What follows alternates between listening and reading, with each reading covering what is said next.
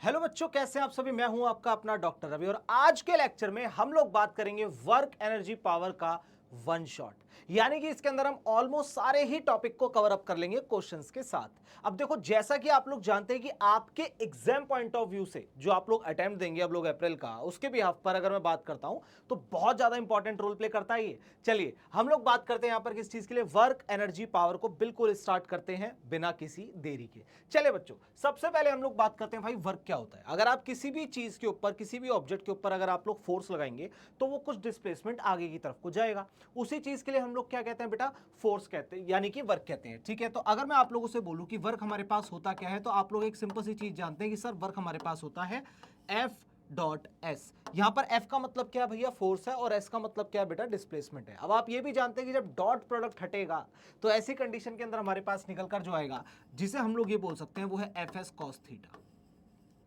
बोलो हाँ या ना। वेरी गुड बेटा, ये चीजें आप लोगों को पता होनी चाहिए। हम लोग बिल्कुल बेसिक बेसिक से डिफाइन पे चलेंगे, ठीक है, क्योंकि हमारे पास इतना समय नहीं है कि हम बहुत अच्छे तरीके से डिटेल में हर चीज को करें। हमारा इस समय पर मोटिव सिर्फ एक है, कैसे भी करके आप लोग टॉपिक को फिनिश कीजिए, टॉपिक को फिनिश कीजिए क्वेश्चंस के साथ। ये बात हमें भूलना नहीं है। क्लियर, आगे चलते हैं। नेक्स्ट हमारे पास, इससे पहले मैं आपको एक चीज बताना चाहता हूं कि जो वर्क होता है ना, इसके पास हमारे पास तीन चीजें होती है। वर्क के अगर मैं टाइप्स की बात करता हूं आपसे, देखो ये तो हमारे पास बेसिक सा फॉर्मूला हो गया, लेकिन अगर मैं इसके टाइप की बात करूं तो हमारे पास क्या होता है बेटा, एक होता है पॉजिटिव वर्क। क्या होता है बेटा, एक हमारे पास आता है पॉजिटिव वर्क, एक हमारे पास होता है क्या, निगेटिव वर्क, जिसकी हम लोग बात करते हैं, और साथ में एक आपके पास क्या होता है बेटा, जीरो वर्क। क्या होता है मेरे लाल, जीरो वर्क। अच्छा, तीनों के अंदर ही अगर मैं बात करता हूं आप लोगों से, तो तीनों के अंदर जो रोल है वो थीटा का है। यानी कि थीटा आपका 90 से कम है, 90 से ज्यादा है, या 90 के बराबर है। इस चीज पर आपका पूरा का फोर्स, पूरा ये फोर्स यानी वर्क जो है वो डिपेंड करता है बेसिकली। क्या इतना क्लियर है। अब अगर मैं आप लोगों से बात कर रहा हूं भाई, जो हमारे पास वर्क डन है वो कैसा बेटा, पॉजिटिव है, तो ऐसी कंडीशन के अंदर जो आपके पास थीटा होगा वो लेस देन 90 डिग्री होगा। कितना होगा बेटा, लेस देन 90 डिग्री होगा। और अगर मैं आपसे बात कर रहा हूं नेगेटिव वर्क डन है, तो इट मींस कि आपके पास जो थीटा है वो ग्रेटर देन 90 डिग्री होगा। इस बात को हमें भूलना नहीं है। साथ में अगर मैं बात करता हूं आपके पास अगर जीरो वर्क होगा, तो ऐसी कंडीशन में जो आपके पास थीटा होगा वो इक्वल होगा किसके, 90 डिग्री के। क्या इतना क्लियर। अब एग्जांपल के तौर पर अगर आपसे बोला जाए कि भाई ये चीज हम लोगों ने सीख ली, तो 90 डिग्री का तो एग्जांपल आप लोग जानते हैं। कोई भी सामान लीजिए, अपने सर के ऊपर उठाइए और आगे की तरफ को चलते रहें, तो आप देखेंगे कि सामान और आपके बीच में नीचे की तरफ जो एंगल आपके पास बन रहा है सरफेस से, वो कितना बनेगा बेटा, 90 डिग्री का बनेगा। तो थीटा जैसे ही आप लोग 90 पुट करेंगे, cos 90 की वैल्यू क्या हो जाती है हमारे पास, जीरो, खत्म हो जाएगा, पूरा वर्ग ही हमारा खत्म हो गया। और अगर 90 डिग्री से कम का एंगल लिया है आपने, तो ऐसी कंडीशन में हम लोग बोलते हैं पॉजिटिव वर्ग। और अगर वो 90 डिग्री यानी 90 डिग्री से ऊपर चला गया, तो ऐसी कंडीशन में हम लोग क्या बोलते हैं बेटा, निगेटिव वर्ग बोलते हैं। ये बात हमें याद होनी चाहिए, यानी कि पता होना चाहिए। क्लियर। और अगर मैं आप लोगों से बात करूं कि भाई इसके डायग्राम अगर मैं बताना चाहूं, तो देखो मान लो कि आप लोगों ने यहां पर क्या करा, एक बॉक्स यहां पर सिलेक्ट कर लिया, जस्ट इमेजिन कीजिए, ठीक है। अब ऐसी कंडीशन के अंदर, या चलिए यहीं पे बता देता हूं, मान लेते हैं कि यहां कहीं आपका फोर्स लग रहा है, ये थीटा एंगल आपको यहां पर दिया हुआ है, ठीक है, यहां कहीं आपका फोर्स लग रहा है, बहुत सिंपल सी चीज है। अब इसके बाद आपके पास, आप क्या जानते हैं बेटा, आप ये जानते हैं कि जब भी फोर्स आपको इस तरीके से गिवन होगा, तो ये आपके पास क्या हो जाएगा, एफ कॉस थीटा, ठीक है, और ये हमारे पास क्या हो जाएगा, एफ साइन थीटा। अब अगर आप लोग ये मानिए कि ये वाला जो ब्लॉक है वो कुछ कदम आगे चल गया होगा, यानी कि यहां पर उसका डिस्प्लेसमेंट हुआ होगा, ठीक है, यहां से लेकर यहां तक वो चल गया होगा, सिंपल सी चीज है। तो ऐसी कंडीशन में आगे चलने के लिए एफ कॉस थीटा, यानी थीटा का जो कंपोनेंट है उसे आगे क्या कर रहा है, हेल्प कर रहा है उसे मोशन में रखने के लिए।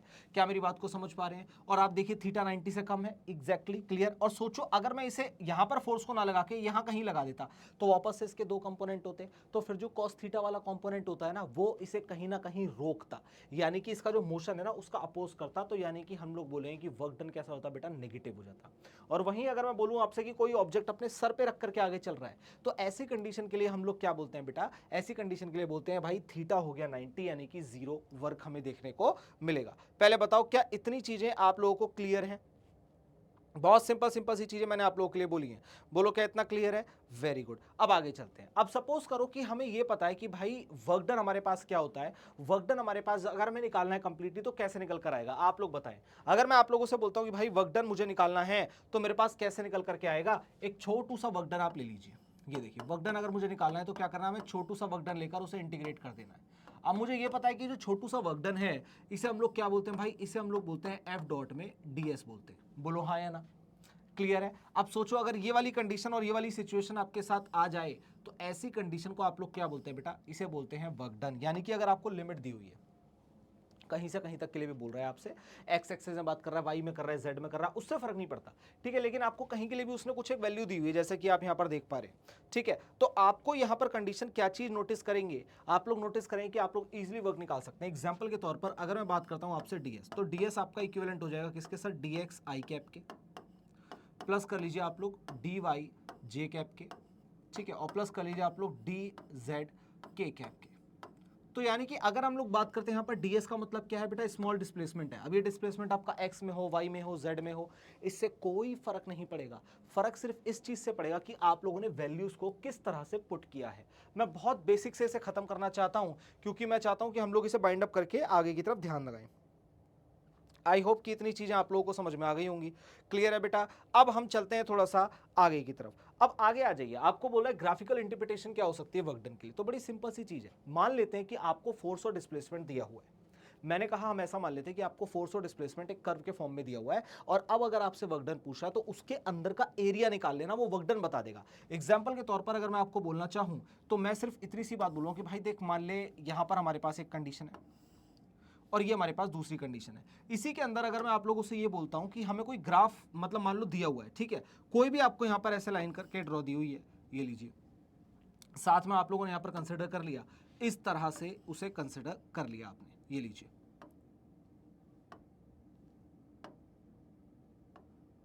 क्या इतना क्लियर है? ये देखिए, आप यहां पर देखिए, आपने इसे कंसिडर कर लिया। अब मैं ऐसा मानता हूं कि यहां पर ये जो था हमारे पास, ये फोर्स था, और ये वाला जो हमारा टर्म था ये हमारे पास डिस्प्लेसमेंट था।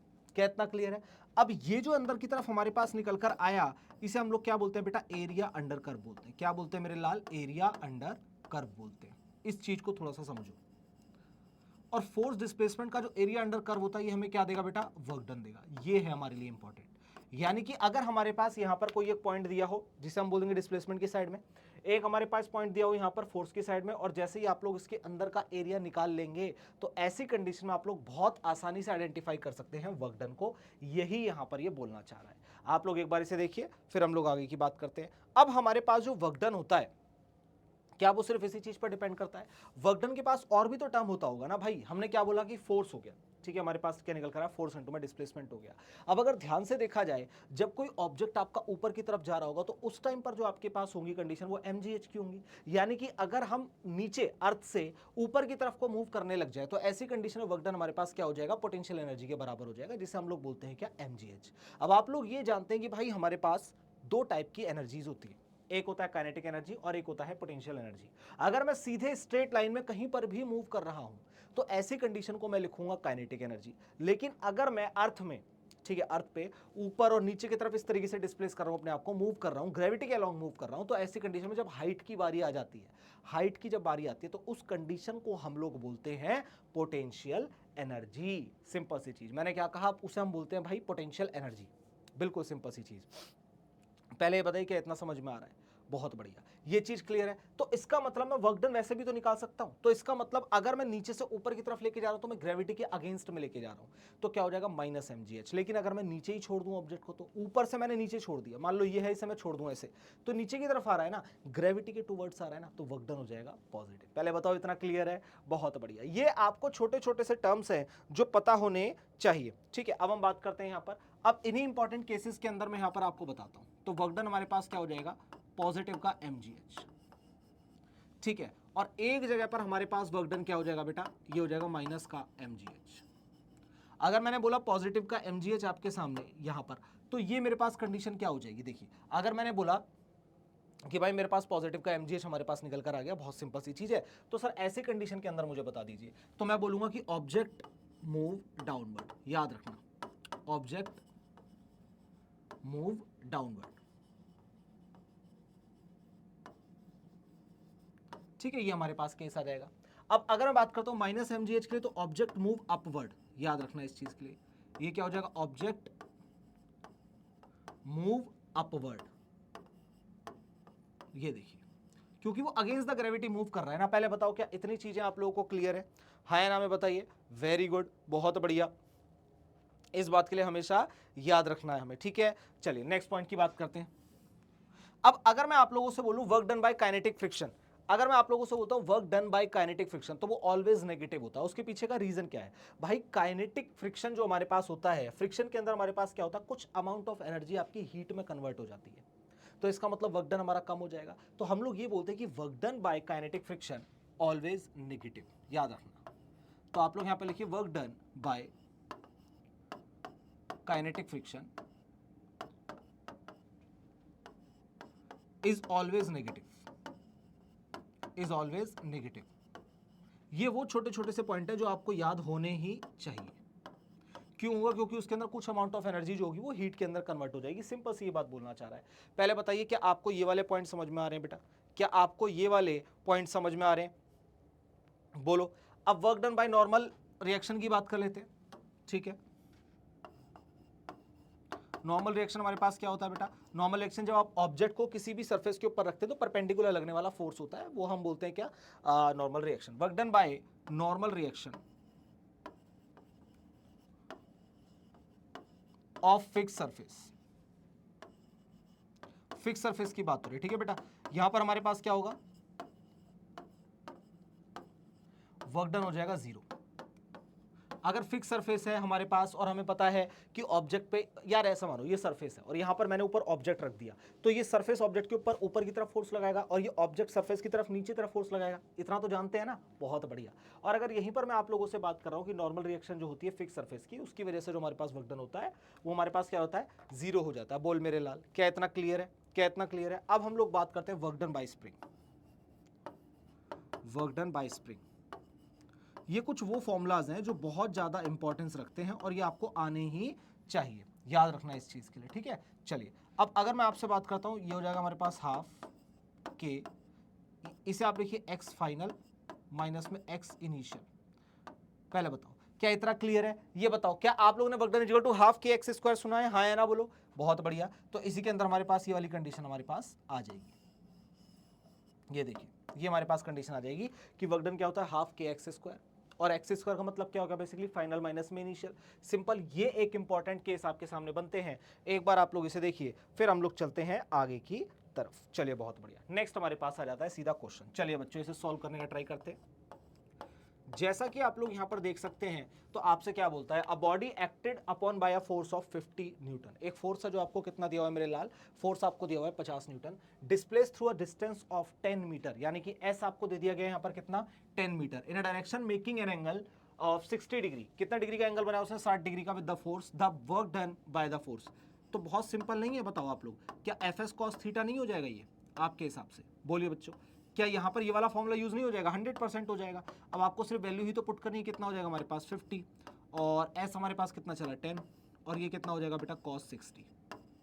बताओ क्या आप लोग अगर यहाँ पर इसकी वैल्यूज को पुट कर देंगे तो आंसर नहीं आ जाएगा? बोल मेरे लाल। कॉस 60 वगैरह और सबकी वैल्यूज को अगर आप लोग पुट कर देंगे तो वर्क डन आपके पास कितना आ जाएगा बेटा? ये आ जाएगा 250 जूल। 250 जूल, ठीक है। ये हमारे पास कंडीशन आ जाएगी। तो इट मींस कि हमारे पास जो ऑप्शन है वो चला जाएगा ऑप्शन नंबर डी। बहुत सिंपल और बेसिक सी चीजें होती हैं कि अगर आप लोगों ने इतना सीख लिया और कॉन्सेप्ट आप लोग इतना समझ गए, तो आप बहुत आसानी से, मैंने कहा बहुत आसानी से, आप लोग क्वेश्चंस को सॉल्व कर सकते हैं। बोलो क्या इतना क्लियर है? सिंपल सी चीज मैं आप लोगों को बता रहा हूं, क्योंकि इससे बाहर फिर चीजें कुछ भी नहीं आने वाली। आगे चलते हैं। ये देखो नेक्स्ट क्वेश्चन आपके पास आ गया। अब इसकी बात कर लेते हैं। कहता है a sphere of mass m is tied to end of string and length l rotated through the other end along a horizontal circle with a speed v. The work done in full horizontal circle.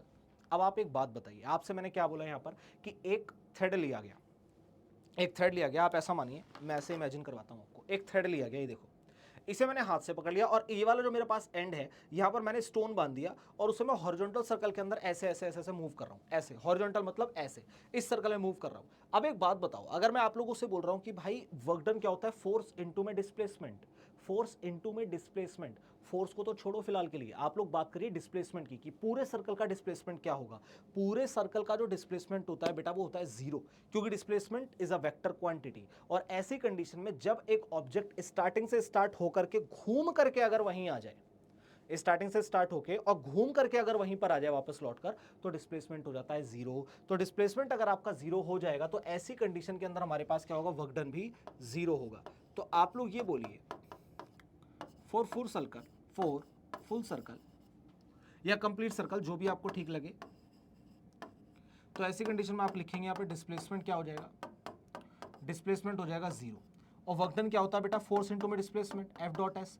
तो जब वही हमारे पास 0 हो गया तो ऐसी condition में work done हमारे पास क्या हो जाएगा, 0 हो जाएगा। बोलिए क्या इतना क्लियर है? तो वर्क डन हमारे पास कितना हो जाएगा बेटा, ऑप्शन नंबर ए चला जाएगा। बहुत सिंपल और बेसिक सी चीजें हैं। कंप्लीट सर्कल के लिए हमारे पास डिस्प्लेसमेंट कितना होगा, हमारे पास हो जाएगा बेटा 0। देखिए एक बार आप लोग इसे, फिर हम बात करते हैं आगे की। इतना क्लियर है? Very good. अब अगर इतना आप लोग समझ गए तो हम अब आते हैं इस वाले क्वेश्चन पर, जो कि आप लोगों ने ऑलरेडी काफी अच्छे तरीके से देखा हुआ है। चलिए ये देखिए, अब देखो क्या कहना चाहता है आपसे, एक बार थोड़ा सा ध्यान लगा करके भी अब हम लोगों ने अगर पढ़ लिया तो हमारा काम हो जाएगा। देखो ये आपसे कहता है a force F acting on an object varies with distance x as shown here, the force is in newton and x is in metre. ये न्यूटन में है और ये मीटर में है। The work done by the force in moving the object from 0 to 6 metre. मतलब अगर उसने बेसिकली ओरिजिन से स्टार्ट करा 0 से और वो 6 तक पहुंच गया, यानी कि यहां तक अगर वो पहुंचने की बात कर रहा है, तो ऐसी कंडीशन में 0 से लेकर के और इस वाले पॉइंट तक हमारे पास वर्क डन कितना होगा, वो इस चीज के लिए बोल रहा है। बहुत बेसिक है, बहुत सिंपल है। मैंने आप लोगों को बताया था कि अगर कभी भी आपको फोर्स और डिस्प्लेसमेंट दिया हो और वर्क डन निकालने की बात आ रही है तो एरिया अंडर कर्व हमें निकालना होगा। तो एरिया अंडर कर्व में हमारे पास क्या होगा बेटा, एक तो 1 हो जाएगा और एक हो जाएगा हमारे पास 2। इन एफ एस ग्राफ, ये देखो इन एफ एस बोल लो या फिर एक्स दिया तो एक्स ले लेंगे। In F x graph area under curve, आप ये लिखिए area under curve, area in F x graph area under curve आपको क्या देता है बेटा, वर्क डन देता है। Area under curve work done देता है। इट मींस कि अगर मुझे वर्क डन निकालना है, मैं यहां पर कर देता हूं। इट मींस कि अगर मुझे यहां पर वर्क डन चाहिए, मैं चाहता हूं कि वर्क डन निकल कर आ जाए कैसे भी, तो ऐसी कंडीशन के अंदर मुझे एरिया 1 और एरिया 2 निकालना पड़ेगा। एरिया 1 और प्लस कर दीजिए आप लोग किस चीज के लिए, एरिया 2 के लिए। या तो आप दोनों को अलग अलग निकालिए, और नहीं तो मैं तो प्रेफर करता हूं कि एक ही बार में निकाल के खत्म कर दो इस चीज के लिए। बहुत सिंपल सी चीज है, समझ रहे हैं आप लोग, बेसिक है बिल्कुल। अगर इतना समझ में आ गया तो फिर सारी चीजें आपको क्रिस्टल क्लियर हो जाएगी। देखो एरिया 1 क्या आप लोगों को यहाँ पर ये रेक्टेंगल दिख रहा है, तो इसका मतलब लेंथ इंटू में ब्रेथ हो जाएगा। और प्लस कर लीजिए दूसरा वाला क्या आपको यहाँ पर राइट एंगल ट्रायंगल दिख रहा है, यानी half into base into height हो जाएगा। ये देखिए, तो अगर हम लोग बात करते हैं यहाँ पर लेंथ इंटू में ब्रेथ की, तो हमारे पास क्या होगा बेटा, 3 मल्टीप्लाई बाय 3। लेंथ और ब्रेथ हमारे पास यही दिया हुआ है, ठीक है। ये लीजिए 3 इंटू में 3 और प्लस कर लीजिए आप लोग, कितना हो जाएगा हमारे पास, हाफ। अब बेस की बात करते हैं। अब बेस के लिए बहुत से बच्चे क्या करेंगे, 0 से 6 में 6 ले लेंगे। नहीं नहीं नहीं बेटा, बेस आपका 3 से लेकर 6 तक, यही ट्रायंगल यहीं तक बन रहा है, तो 6 माइनस 3 का मतलब कितना हो गया, बेस हो गया 3। और हाइट की अगर हम लोग बात करते हैं तो हाइट कहां तक पहुंचता है, ये भी आ गया हमारे पास कितना बेटा, 3 हो गया। बोलो क्या इतना क्लियर है? अब इतना आप लोग अगर सॉल्व कर लेंगे तो फिर आपका आंसर आ जाएगा। चलिए इसे एक बार देखिए, इस पे एक बार नोट डाउन कीजिए। जो भी आपको लगता है मुझे बताइए एक बार कि क्या आपको समझ में आ रही हैं चीजें।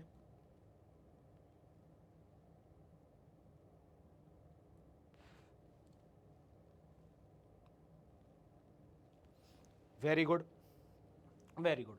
अगर आप लोगों को यहां तक की चीजें समझ में आ रही है, इट मींस कि आपको ये पता चल गया होगा 13.5 joule is the right answer. ठीक है बेटा, तो हमारे पास कितना आ जाएगा, हमारे पास जो ऑप्शन है वो कितना आएगा बेटा, 13.5 निकल कर आएगा। It means B is the right answer. चलिए ये देखिए एक बार, बहुत सिंपल और बेसिक बेसिक सी चीजें हैं जिनके बारे में हम लोग बात कर रहे हैं बेटा। क्या इतना क्लियर है? एक एक करके टॉपिक को पकड़ेंगे, टॉपिक को समझेंगे, उसके पूरे अच्छे तरीके से कॉन्सेप्ट को सीखने के बाद हम लोग बात करेंगे बेटा क्वेश्चन की, और क्वेश्चन को सॉल्व करेंगे, जिससे हमने जो भी टॉपिक पढ़ा है, जो भी कॉन्सेप्ट हम लोगों ने समझा, उसे बहुत अच्छे तरीके से आगे की तरफ कैरी फॉरवर्ड किया जाए। बोल मेरे लाल, क्या इतना क्लियर है? आराम से देख, ध्यान से देख, सारी चीजें तेरे को क्रिस्टल क्लियर हो जाएंगी। इतना क्लियर है? तो अब तक हम लोगों ने इस टॉपिक को पढ़ा, इसके क्वेश्चन कर दिए हम लोगों ने, अब हम आगे बात करेंगे। क्या इतना क्लियर? Very good. चलिए आगे चलते हैं, और नेक्स्ट हमारे पास एक टर्म निकल कर आता है जिसकी हम लोग बात करते हैं, काइनेटिक एनर्जी। तो भैया एनर्जी हम लोग जानते हैं 2 पार्ट के अंदर आती है। एक होता है हमारे पास काइनेटिक एनर्जी, एक हमारे पास होता है पोटेंशियल एनर्जी। और जहां आप दोनों को मिला देते हैं तो आपके पास टोटल मैकेनिकल एनर्जी निकल कर आ जाती है।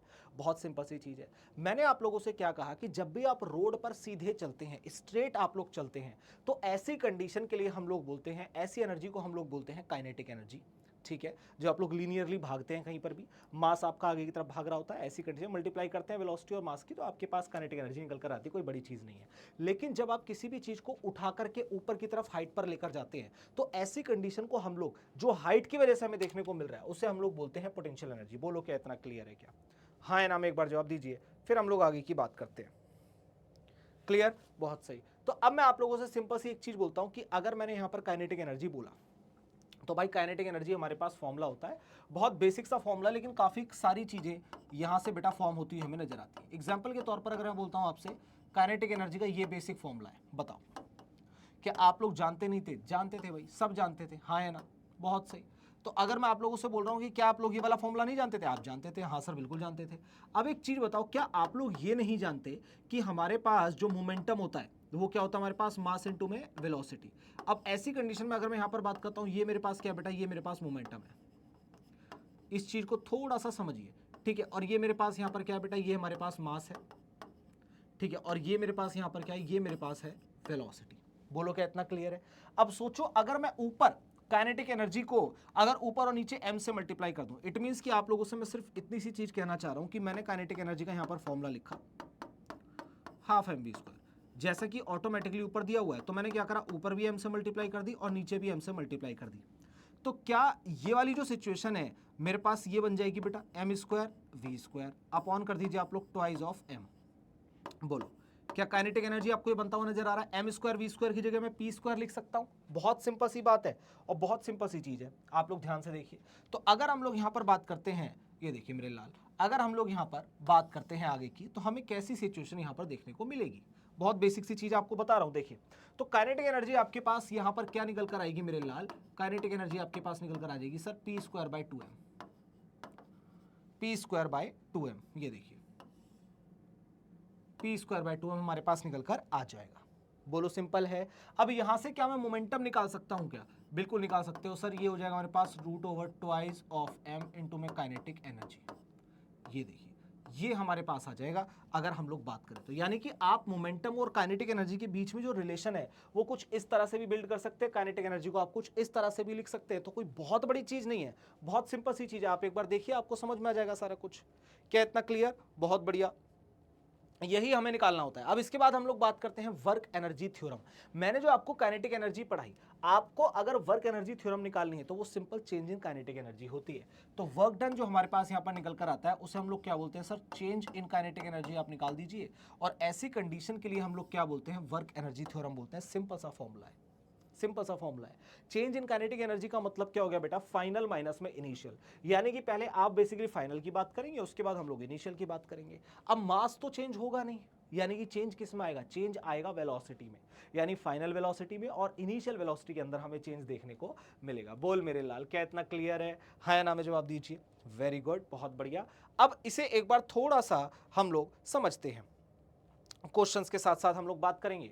तो मैंने आप लोगों को काइनेटिक एनर्जी पढ़ाई, मैंने आप लोगों को सिंपल सी एक चीज बोली कि भाई मेरे पास काइनेटिक एनर्जी का ये फॉर्मूला होता है, अगर मैं ऊपर और नीचे m से मल्टीप्लाई कर दूं, यानी कि मास से मल्टीप्लाई कर दूं, तो यहां पर मेरे को जो मिलेगा वो m square v square by 2m मिलेगा। बहुत सिंपल सी चीज है।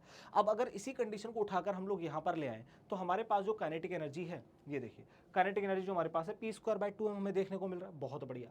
क्या p equal to root over 2m के ही मिल गया हमें? बहुत सिंपल सी चीज है, मैंने कहा बहुत ज्यादा सिंपल सी चीज है।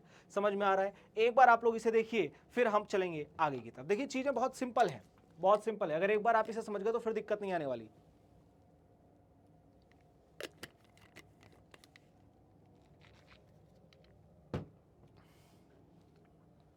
चलिए अब डायरेक्ट हम लोग क्वेश्चन पर आते हैं। वर्क एनर्जी थ्योरम आपको समझ में आ गई, चेंज इन काइनेटिक एनर्जी निकालना है। अगर इतना हमने कर दिया तो हमारा काम हो जाएगा। आप नोटिस कर पा रहे होंगे कि मैं हर एक टॉपिक के बाद आप लोगों को क्वेश्चन करा रहा हूं। उसके पीछे का रीजन है बेटा कि अगर आप लोग ये सारी चीजें समझ गए और क्वेश्चंस को करना सीख गए, फिर आपका और हमारा काम हो गया, डन हो गया। उसमें कोई दिक्कत और आपत्ति आपको देखने को नहीं मिलेगी बेटा। ये देखो, if there is a positive error of 50%, positive error का मतलब क्या होगा? इंक्रीज हो रहा होगा। बहुत सिंपल सी चीज है। अगर पहले कोई वैल्यू हमने 1 कंसीडर करी है और वो 50% के अंतर से बेसिकली इंक्रीज हो गया, पॉजिटिव एरर आ गया, तो इट मींस की फाइनल वैल्यू 1.5 हो जाएगी। इतना clear? Simple. In the measurement of velocity of a body, then the error in the measurement of the kinetic energy. मुझे पता है कि काइनेटिक एनर्जी जो हमारे पास निकल कर आती है उसका फॉर्मूला बनता है हाफ एम वी स्क्वायर। बस मैं ये चीज जानता हूं, ये मेरा रूट है, ये बेसिक है। बताओ क्या इतनी चीजें तो आप लोग भी जानते हैं, हाँ या ना? सिंपल सिंपल सी चीजें अगर हम लोग बात करें, क्या हम लोग ये बोल सकते हैं कि सर एनर्जी को हम डेल्टा ई से रिप्रेजेंट करते हैं, तो अपॉन में ई मल्टीपल बाय हम लोग क्या कर लेते हैं बेटा 100%। तो क्या हम लोग डेल्टा ई को, ये देखो हाफ और मास तो ऊपर और नीचे मल्टीप्लाई करेंगे, कैंसल आउट हो जाएगा, बहुत सिंपल सी चीज है। तो क्या ऊपर हमारे पास क्या हो जाएगा फाइनल का स्क्वायर, माइनस में क्या हो जाएगा हमारे पास इनिशियल का स्क्वायर, और डिवाइड कर देंगे हम लोग इनिशियल से और मल्टीप्लाई कर देंगे हम लोग 100 से। तो क्या हमारे पास ये परसेंटेज एरर निकल कर आ जाएगा जिसकी बात कर रहा है काइनेटिक एनर्जी की। भाई इसे मैं ई ही तो लिखूंगा, ये लो आपको यहाँ पर डाउट है अगर, तो मैं इसे ऐसे रफ कर देता हूं और मैं यहाँ पर लिखता हूं ई, ये लीजिए। एनर्जी मतलब काइनेटिक एनर्जी। आपको ये ना लगे सर ऊपर काइनेटिक एनर्जी और नीचे ई क्यों लिखा है आपने। आपको ये भी ना लगना चाहिए भैया कि यहाँ पर सर आपने अचानक से फाइनल माइनस इनिशियल, ऊपर तो फॉर्मूला। बेटा ऊपर अगर मैं बात करता हूँ तो क्या हमारे पास हाफ एम जो हमारे पास दिया हुआ है, ऊपर से आप लोग कॉमन ले लेंगे, हमारे पास क्या हो जाएगा बताओ, माइनस में क्या हो जाएगा हमारे पास इनिशियल का स्क्वायर। बोल मेरे लाल हाँ या ना? और नीचे हम लोग लिखेंगे तो हमारे पास क्या निकल कर आएगा बताओ, हाफ एम वी आई। क्या इतना क्लियर है? एनर्जी है हमारे पास, बोलो इसका स्क्वायर, ये लो सिंपल सी चीज है, इसका भी स्क्वायर कर देते हैं बेटा। ये देखो ये इनिशियल है, इनिशियल का भी स्क्वायर हो जाएगा। क्या इतना समझ में आ रहा है? अब यहां से अगर हम लोग बात करते हैं, मैं समझाने के लिए आपको कर रहा हूं, ये half m v i square हो गया क्योंकि इनिशियल था ना, ऊपर हमारे पास क्या था, चेंज था, तो चेंज में हमारे पास फाइनल माइनस इनिशियल आया। अब क्या ऊपर और नीचे में से हाफ एम कैंसिल आउट होकर मेरे पास ये वाली वैल्यू निकल कर आ जाएगी, ऐसे निकल कर आया। समझ में आ रहा है?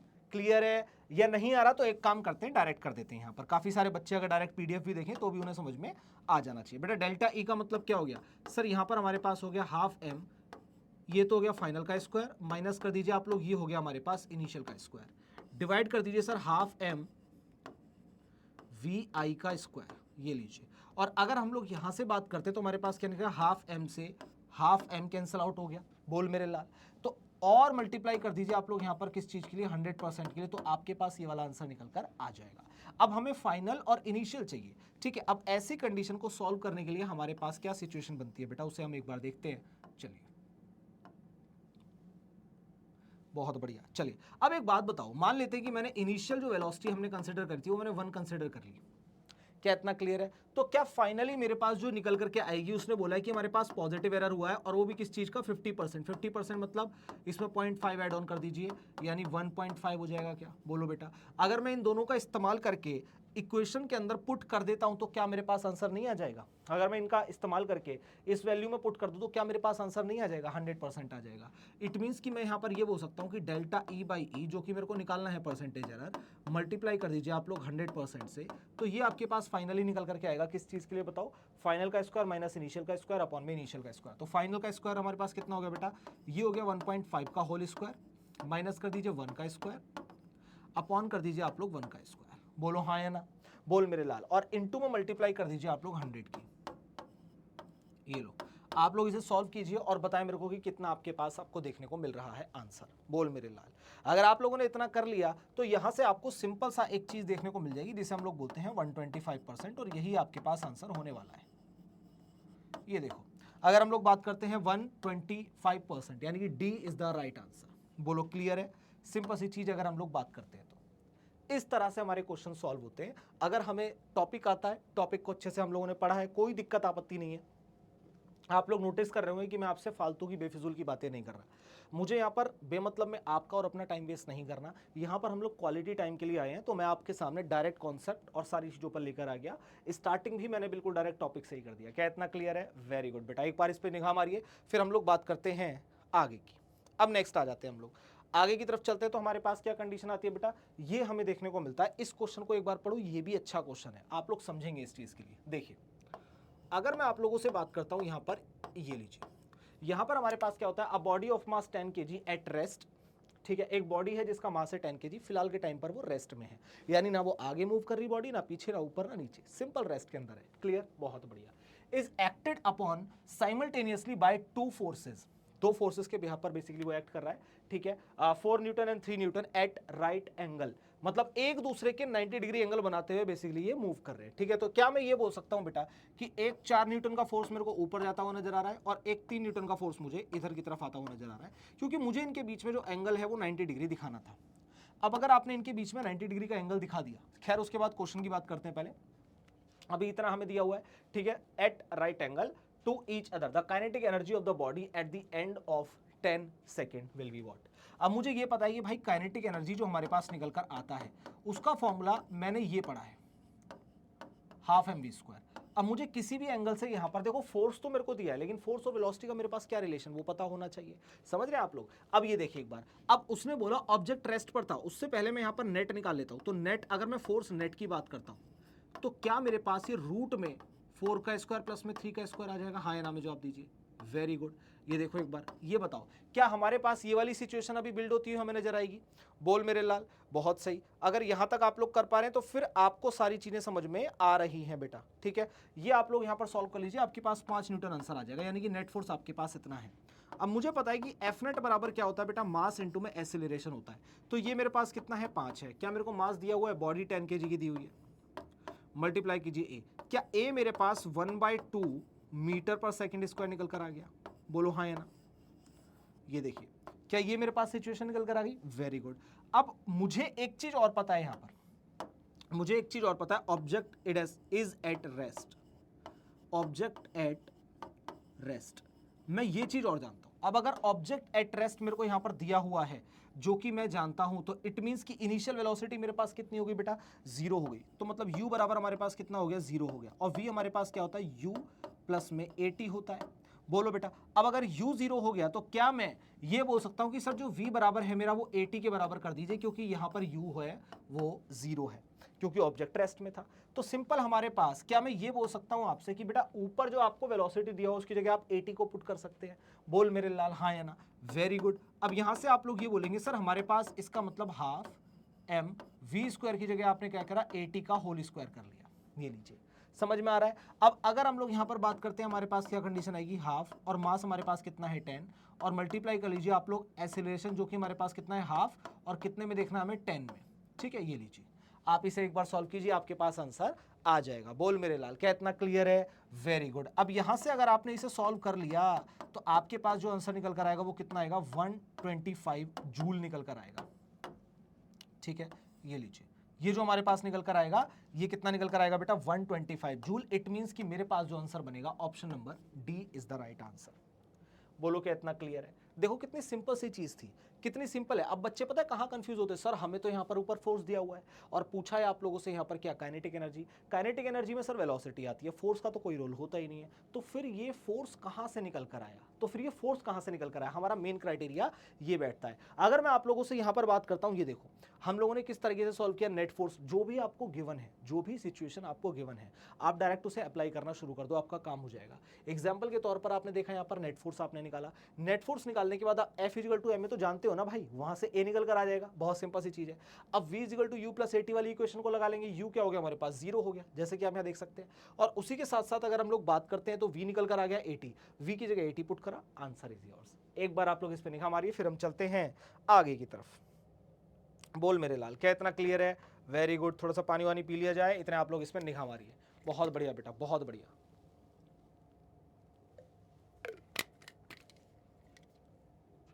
देखो चीजें बहुत सिंपल होती हैं, उन्हें ज्यादा टिपिकल मत बनाया करो, समझ रहे हैं आप लोग, उन्हें टिपिकल मत बनाया करो बेटा।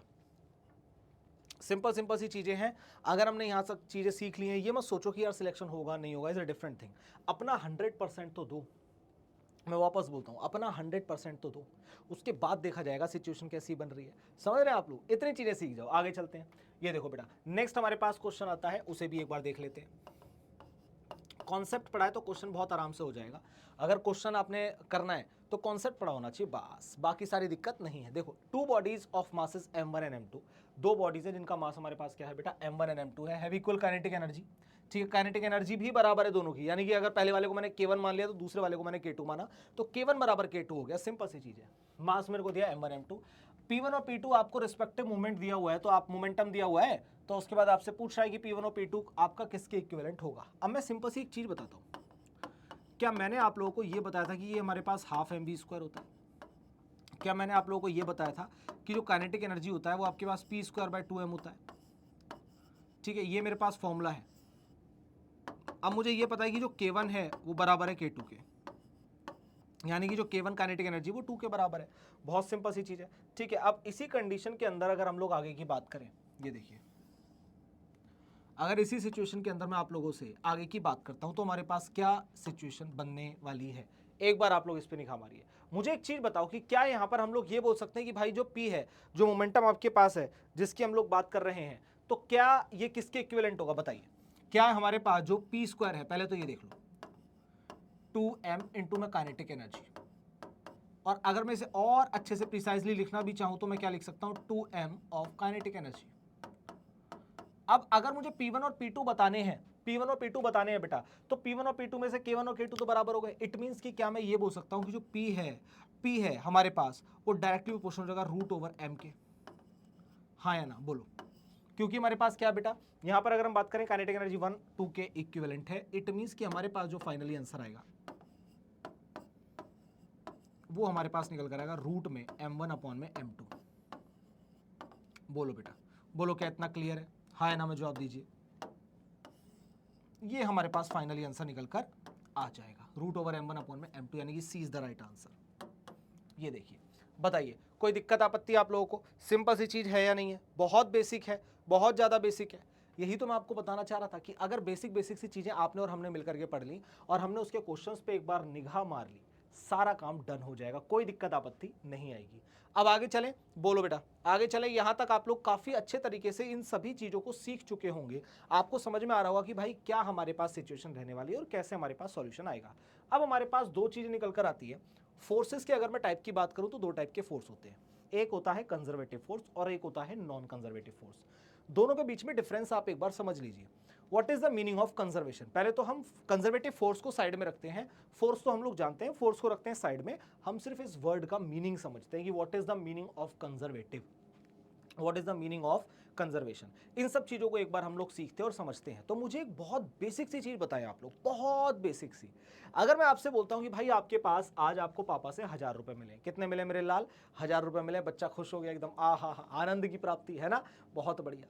भाई हमारे टाइम पर तो 1000 रुपए हमें बहुत लगते थे, नहीं मिलते थे इतने, लेकिन फिर भी चलिए मान लेते हैं आपको 1000 रुपए मिले।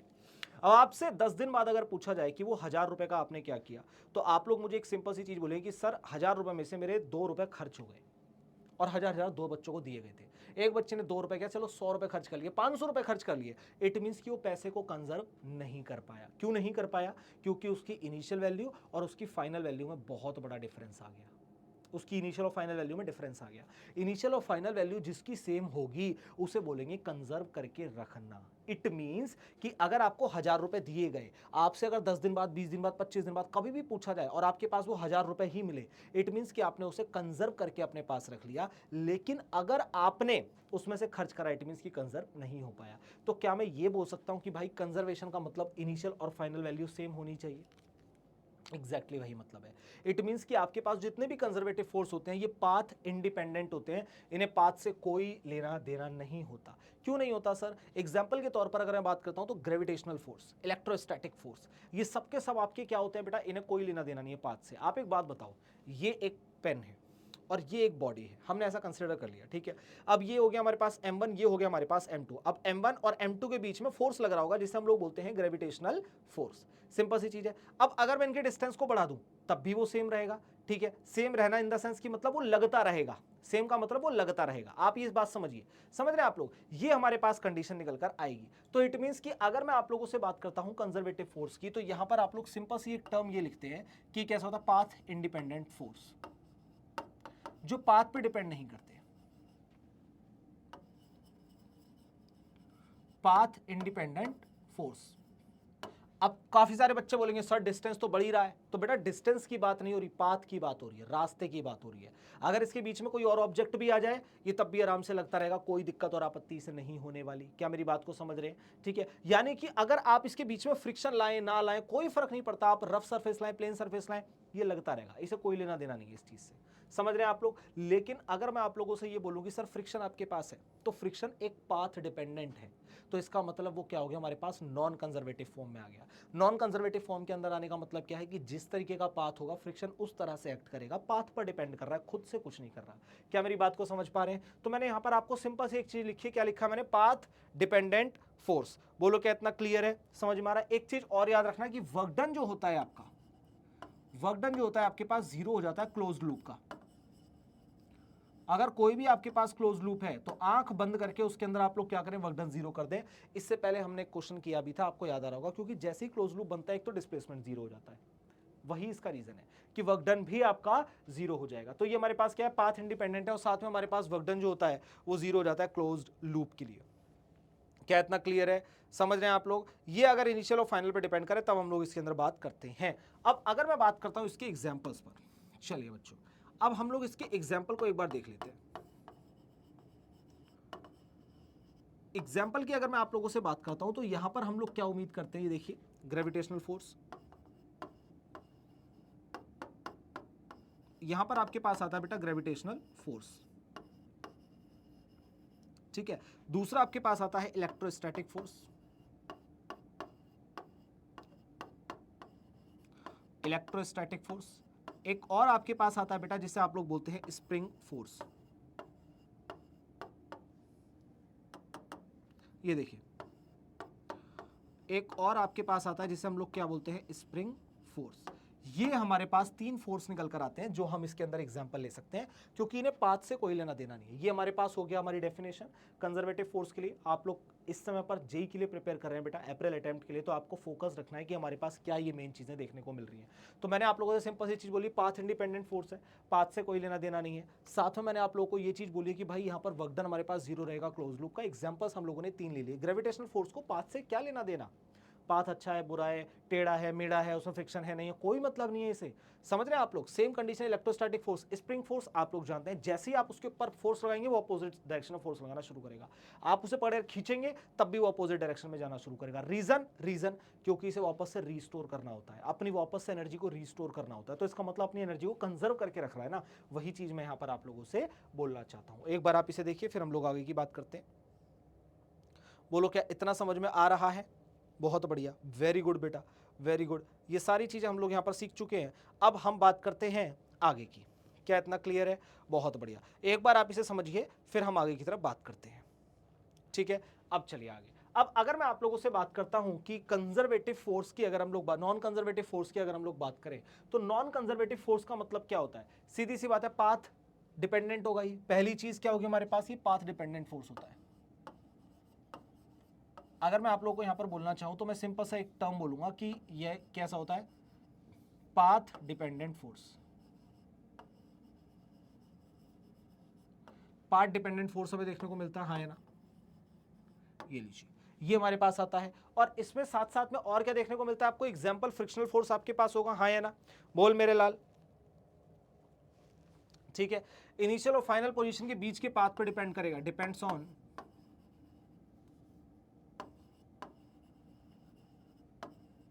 Path between initial and final. वही मतलब है जो ऊपर लिख रहा था मैं,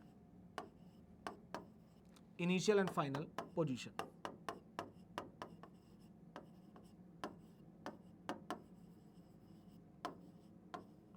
इनिशियल और फाइनल पॉइंट के बीच के आने वाले डिस्टेंस को भी ये आपको इस तरीके से देखने को मिलेगा। बोलो क्या इतना क्लियर है? सिंपल सी चीज हमारे पास निकल कर आ जाएगी। बोलो अब यहां पर आप लोग डायरेक्ट एग्जांपल पे आ जाइए। एग्जांपल की अगर मैं बात करता हूं तो फ्रिक्शन आएगा। अगर हम लोग बात करते हैं इसके एग्जांपल की, तो एग्जांपल में आप लोग सिंपल सा यहां पर लिख दीजिए फ्रिक्शनल फोर्स, फ्रिक्शनल फोर्स। मान लीजिए कि आप लोग किसी प्लेन सरफेस के अंदर हैं जहां पर आप लोगों ने पानी वगैरह फेंका हुआ है, तो वहां पर फ्रिक्शन कम होगा, ठीक है, क्योंकि पाथ कैसा कर दिया आपने, अब वहां पर फ्रिक्शन को रिड्यूस हो गया। लेकिन अगर पाथ आपने थोड़ा सा आपने जिगजैग टाइप बना दिया, थोड़ा रफ सरफेस आपने बना दिया, तो पाथ आपने क्या करा, रफ बना दिया बहुत ज्यादा, ऐसी कंडीशन में फ्रिक्शन फोर्स बढ़ जाएगा। तो हुआ ना पाथ डिपेंडेंट। यही हमारे पास सेम चीज हमें देखने को मिलती है। क्या इतना क्लियर है, समझ में आ रहा है आप लोगों को? अगर इतनी चीजें आप लोगों को क्लियर है, देन इट मींस कि सब कुछ आप लोग कर लेंगे, आपको ज्यादा एफर्ट लगाने की जरूरत नहीं पड़ेगी मेरे लाल, ठीक है। अब आगे की तरफ हम लोग चलें, उससे पहले हम लोग क्या क्या सीख चुके हैं उसे एक बार बात कर लेते हैं। अब एक बात बताओ, अगर मैं आप लोगों से यहां पर एक चीज बोलता हूं कि भाई फोर्स हमारे पास क्या होता है, अगर हम फोर्स की बात करें, ठीक है, तो ऐसी कंडीशन के अंदर फोर्स हमारे पास क्या होता है, माइनस का डी बाई डी एक्स हम लोग ऑलरेडी पढ़ चुके हैं, लेकिन मैं यहां पर फिर भी आपके लिए लिख देता हूं। एनर्जी और फोर्स के बीच में जो हमारे पास होता है ना, वो टर्म हमारे पास F equal to D U by D X होता है। इस चीज को याद रखना। जो हमारे पास फोर्स होता है ना, चाहे हम कंजर्वेटिव की बात करें नॉन कंजर्वेटिव की बात करें, फोर्स हमारे पास यही टर्म हमें देखने को मिलेगा। बोलो क्या इतना क्लियर है? अब अगर हमें यू निकालना हो तो हम आसानी से निकाल सकते हैं। आ जाओ यहां पर।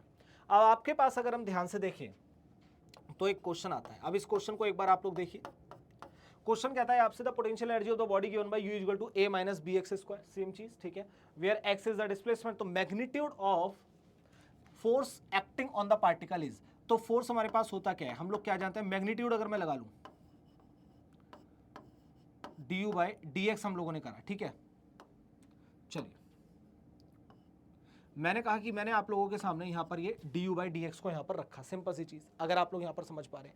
अब अगर मुझे यहां पर निकालना है u निकालना है, तो मेरे को फोर्स को क्या करना पड़ेगा बेटा, ये देखिए मॉड लगा देंगे तो ये क्या हो जाएगा, ये देखिए अगर मैं यहां पर मॉड लगा दूं तो मॉड लगाने के बाद हमारे पास क्या हो जाएगा, du बाई डी एक्स हो जाएगा, सिंपल सी चीज। और अगर मैं यहां से निकालना चाहता हूं u, ठीक है, u की अगर मैं बात करता हूं यहां से मुझे क्या चाहिए, पहले तो देख लेते हैं the magnitude of the force. Magnitude के लिए मैंने लगाया तो पॉजिटिव आ गया, तो magnitude of the force on the particle, तो f हमारे पास क्या हो जाएगा बेटा, हमें यहां पर डिफरेंशिएट करना है, तो क्या हम लोग इसे ये लिख सकते हैं du बाई डी एक्स, और u की जगह हम लोग लिख सकते हैं a minus B x square, ये देखो a minus B x square लिख सकते हैं। अब अगर ये वाली कंडीशन आपके सामने यहां पर फॉर्म हो चुकी है, ध्यान से देखिएगा, अगर ये वाली कंडीशन आपके सामने यहां पर फॉर्म हो चुकी है, तो इट मींस a तो हट जाएगा, कांस्टेंट है, b हट जाएगा, तो कितना रहेगा, माइनस का 2bx, तो f आपके पास कितना निकल कर आ जाएगा बेटा, 2bx। बोलो हाँ या ना, बोल मेरे लाल, हाँ या ना, ध्यान से देखिए एक बार। तो क्या मैं ये बोल सकता हूं कि जो आपके पास फोर्स है ये डायरेक्टली पोर्शन किसके हो जाएगा, x के हो जाएगा। मैं नेगेटिव सिंबल नहीं ले रहा हूं क्योंकि उसने बोला है हमें क्या निकालने के लिए, हमसे उसने बोला है कि मैग्नीट्यूड ऑफ द फोर्स निकालो, तो क्या हमारे पास डायरेक्टली पोर्शन टू x हो जाएगा। क्या ऑप्शन नंबर बी आप लोगों को नजर आ रहा है, क्या ऑप्शन नंबर बी नजर आ रहा है क्या बेटा, ये देखिए। चलिए बोल मेरे लाल, क्या इतना क्लियर है, ध्यान से देखिए एक बार, फिर हम लोग बात करते हैं आगे की। इसी तरीके से हमें आगे के भी क्वेश्चंस को सॉल्व करना है। बात करते हैं बेटा नेक्स्ट क्वेश्चन की। बहुत सिंपल सी चीजें हैं, अगर एक बार में आप लोग समझ जाते हैं तो आपका काम हो जाएगा, कोई बहुत बड़ा इफ और बट इसके अंदर नहीं है, तो आप दिक्कत ना लें। एग्जाम्पल के तौर पर अगर मैं आप लोगों से बात करता हूं, यहां पर किस चीज के लिए बात करते हैं बेटा, ये देखिए आपको u की एक वैल्यू दी हुई है, पहले मैं लिख लेता हूं जो इक्वेशन दी है, फिर हम बात करेंगे। तो कहता है 2x स्क्वायर प्लस में कितना हो जाएगा हमारे पास 3y स्क्वायर, और प्लस में कितना हो जाएगा हमारे पास ट्वाइस ऑफ z। क्या इतना क्लियर है। अब देखिए the potential energy of the function of a particle in a region of space is given by this here. आपको क्या दिया है, x y और z दिया है मीटर के अंदर। The magnitude of x component force in metre, मतलब न्यूटन के अंदर आपको दिया हुआ है, acting on a point P 1 2 3 metre will be what. तो आपको ये बताना है कि x कंपोनेंट कौन सा पूछा है बेटा, ये देखिए भूलना नहीं है, कौन सा कंपोनेंट पूछा है, x कंपोनेंट पूछा है। अगर x कंपोनेंट पूछा तो मैं सिर्फ x की बात करूंगा, ठीक है। तो अब अगर मैं आप लोगों से ये बोल देता हूं कि भाई fx जो मेरे पास निकल करके आएगा तो वो क्या होगा, du बाई dx होगा। सिर्फ x के डिस्टेंस की हम लोग बात करेंगे, x में हमारे पास क्या आ रहा है, सिर्फ और सिर्फ ये निकल कर आ रहा है, बोलो हाँ या ना। सिर्फ हमारे पास एक ही वैल्यू निकल कर आ रही है अगर मैं x की बात करता हूं तो। इट मींस कि अगर fx की बात की जाए तो हमारे पास क्या हो जाएगा बताओ, ये हो जाएगा बेटा 4x। बोलो हाँ या ना, क्योंकि x के अंदर सिर्फ हमारे पास यही टर्म निकल कर आ रहा है ना, तो आगे मल्टीप्लाई होगी तो हमारे पास कितना हो जाएगा, 4x हो जाएगा। अब x के अंदर अगर मैं ध्यान से देखूं तो मुझे क्या है, x इज इक्वल टू 1 है, x हमारे पास कितना बेटा 1 मीटर है, तो इट मींस कि हमारे पास जो fx निकल करके आएगा फाइनली हम उसे क्या बोल सकते हैं, 4 न्यूटन बोल सकते हैं। सिंपल सी चीज है, बहुत बेसिक था, बहुत बेसिक था। अगर आप लोगों ने ठीक तरीके से पढ़ा तो आप लोगों ने आंसर अब तक मेरे से पहले ही सॉल्व कर दिया होगा मेरे लाल। क्या इतना क्लियर है, ध्यान से देखिए और मुझे बताइए कि क्या यहां तक आप लोगों ने चीजों को समझकर सॉल्व किया क्या। बहुत बढ़िया, बहुत ही ज्यादा बढ़िया। आगे चलते हैं बेटा, नेक्स्ट हमारे पास टर्म आता है एनर्जी। एनर्जी का मतलब होता है बेसिकली टोटल मैकेनिकल एनर्जी। अब जब भी आपके पास टोटल मैकेनिकल एनर्जी की बात होती है तो ऐसी कंडीशन के अंदर आपके पास क्या आता है बेटा, एक होता है हमारे पास काइनेटिक एनर्जी, एक होती है हमारे पास पोटेंशियल एनर्जी। क्या ये दो टर्म हमें देखने को मिलती है, जैसे ही आप दोनों को प्लस कर लेते हैं ऐसी कंडीशन में आपके पास निकल कर आ जाता है क्या, एनर्जी। तो अगर मैं एनर्जी की आपसे बात करता हूं, एनर्जी मतलब क्या होता है हमारे पास, ये देखिए एनर्जी हमारे पास क्या होता है, ऐसे लिखते हैं काइनेटिक एनर्जी और प्लस में आपका लीजिए पोटेंशियल एनर्जी, ठीक है। ये हमारे पास थोड़ी सी सिचुएशन हमें देखने को मिलती है बेटा, ये देखिए। तो अगर हम लोग इस चीज की बात करते हैं तो ये हमारे पास कंडीशन देखने को मिलती है। और अगर मैं यहां पर बात करता हूं आप लोगों से किस चीज के लिए, काइनेटिक एनर्जी, तो काइनेटिक एनर्जी आप लोगों ने अब तक क्या पढ़ी है बेटा, हाफ एम वी स्क्वायर आपने पढ़ा है, हाफ एम वी स्क्वायर, साथ में आप इसे क्या लिख सकते हैं बेटा, पी स्क्वायर बाई 2 है। बोलो क्या ये हमारे पास आ सकता है। क्या हम लोग पोटेंशियल एनर्जी को बेटा यहां पर mgh लिख सकते हैं, बोल बोल मेरे लाल, क्या पोटेंशियल एनर्जी को mgh लिख सकते हैं अगर हाइट की बात हो रही है तो। बोलो पहले बताओ क्या इतनी चीजें आप लोगों को क्लियर है, हाँ या ना में जवाब दीजिए। मैं बिल्कुल बेसिक सी चीजें आप लोगों को करवा रहा हूं, बहुत बेसिक सी चीजें। तो याद रखना हमारे पास अगर ये सारी चीजें आ जाती हैं तो वर्क डन एक टर्म में हमारे पास आ सकता है, और वो क्या हमारे पास माइनस में चेंज इन पोटेंशियल एनर्जी। बोलो क्या इतना क्लियर है? अभी आप लोग work done of a system भी पढ़ेंगे। अभी तो आपने पार्टिकल के बारे में बात की है, वर्क एनर्जी थ्योरम आपने छोटी सी पढ़ी है। अभी अगर हम लोग बात करते हैं ना बेटा वर्क एनर्जी थ्योरम आपकी पूरे सिस्टम की भी होती है। पूरे सिस्टम की जब आप लोग बात करते हैं तो वहां पर काइनेटिक एनर्जी और पोटेंशियल एनर्जी को आप लोग ऐड ऑन कर लेते हैं, तब आपके पास सिचुएशन बनती है। क्या इतना क्लियर? ये चीज एक बार देखिए, जैसे मैंने बोला आपसे वर्क डन इक्वल टू क्या हो जाएगा हमारे पास, माइनस में पोटेंशियल एनर्जी हो जाएगा। बोलिए क्या इतना क्लियर है? सिंपल सिंपल से टर्म हमें देखने को मिलते हैं। अब अगर हम लोग आगे की तरफ आ जाएं, बेसिकली तो हमारे पास क्या होगा बेटा, पोटेंशियल एनर्जी की अगर हम लोग बात करते हैं तो पोटेंशियल एनर्जी के मैं सीधे सीधे आपसे टाइप्स की बात करना चाहूंगा। क्या इतना क्लियर है? चलिए क्वेश्चन भी हम देखेंगे, पहले टाइप्स की बात कर लेते हैं। हमारे पास दो टाइप की होती हैं अगर हम पोटेंशियल एनर्जी की बात करें। एक आपने पढ़ा एमजीएच, जैसा मैंने पीछे लिखा, लेकिन एमजीएच के अलावा भी हमारे पास एक टर्म और होता है जिसकी हम लोग अभी बात करने जा रहे हैं। पहले बताइए इतना क्लियर है? मैं पानी वानी पी लिया जाए थोड़ा सा। चलिए देखते रहना, साथ साथ में आप लोग चीजों को नोट डाउन करने की जरूरत आपको नहीं है, सारी चीजें आप लोग जानते हैं आपके पास है। जो मेन पॉइंट आपको लगते हैं उन्हें नोट डाउन कीजिए, दैट्स इट। और जब भी कोई किसी भी चीज का क्वेश्चन आता है तो बस एक चीज का ध्यान रखना है, और वो ध्यान क्या रखना है बेटा, कि मान लेते हैं क्वेश्चन आया, क्वेश्चन आने के बाद आपको उसे क्या कर देना है, स्टॉप कर देना है वीडियो को। वीडियो पॉज कीजिए, पॉज करने के बाद आप लोग खुद से एक बार उसे सॉल्व करने का कोशिश कीजिए। अगर आपसे क्वेश्चन बन गया उसके बाद देखिए कि क्या आप लोगों ने सही करा है, फिर वीडियो को वापस से रिप्ले करके और मैंने जो सॉल्यूशन करा उस पर ध्यान लगाइए। क्या इतना क्लियर? मैं बोर्ड के आगे आता हूं, आने के बाद बहुत सारा एरिया घिर जाता है, इसी वजह से पीछे हटता हूं हर बार, ताकि आप लोग उसे अच्छे से नोटिस कर पाए। क्या मेरी बात को समझ रहे हैं? बहुत बढ़िया, क्योंकि मोटिव वही है ना भाई, हमारा मोटिव ही हमारा वही है कि आपको कैसे भी करके चीजें याद कराई जाए।